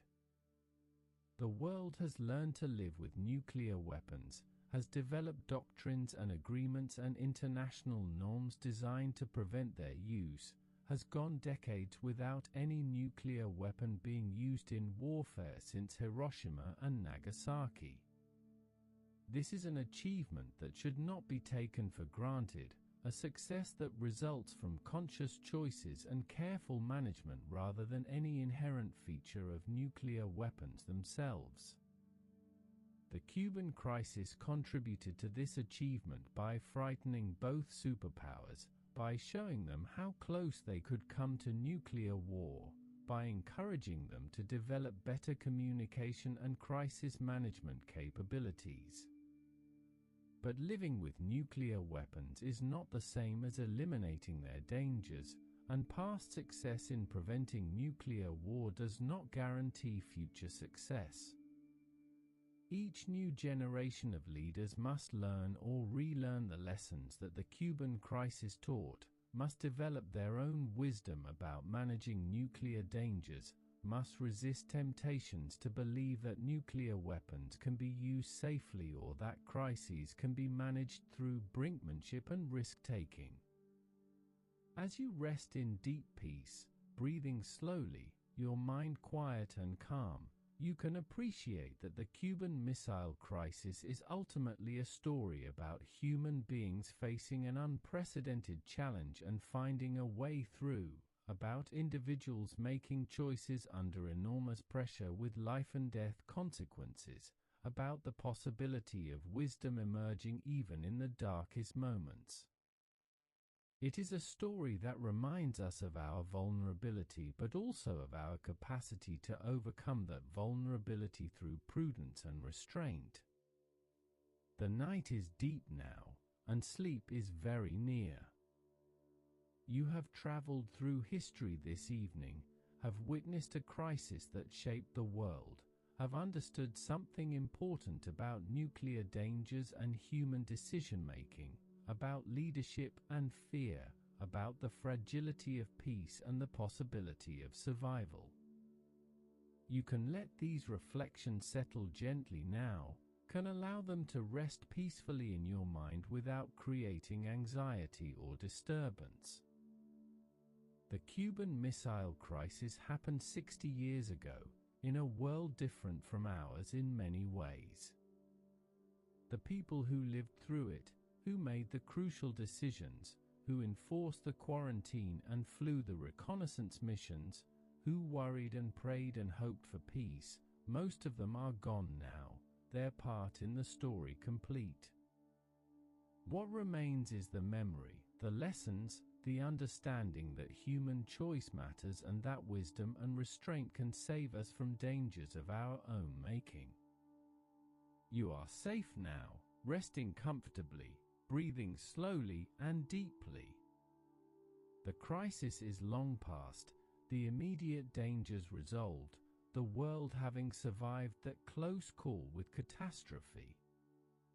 Tomorrow you will wake refreshed, carrying with you some knowledge of this important historical event, some understanding of how close the world came to nuclear war and how it stepped back from the brink. But tonight, there is only peace, only rest, only the gentle descent into sleep that comes naturally when the body is relaxed and the mind is quiet. Let your breathing become even slower now, even deeper, each breath carrying you further into rest. Let your body sink completely into the comfort that surrounds you, every muscle relaxed, every tension released. Let your mind drift gently, releasing thoughts as they arise, neither holding onto them nor pushing them away, simply allowing them to come and go like clouds across a peaceful sky. The story is complete now, the journey through history finished. You have learned what you needed to learn, understood what you needed to understand. Now is the time for sleep, for rest, for peaceful dreams or dreamless quiet. The night holds you safely, the darkness is gentle and kind, and sleep is drawing very near. Breathe slowly. Rest peacefully. Let go of everything now. The Cuban Missile Crisis, with all its drama and danger, all its lessons and significance, becomes part of your knowledge, part of your understanding of history, but it does not disturb your rest. It is a story from long ago, important to remember but not to fear, meaningful but not threatening, part of the vast tapestry of human experience that you can appreciate without letting it trouble your peace. The world survived that crisis, stepped back from nuclear war, found a way to peaceful resolution. And you, lying here in safety and comfort all these years later, can rest knowing that the story ended well, that wisdom prevailed over recklessness, that leaders chose carefully and the world survived. This knowledge can be a comfort, a reminder that even very dangerous situations can be overcome, that human wisdom and restraint can make a difference when they are needed most. Now let sleep come, gently and naturally, like a soft tide rising on a peaceful shore.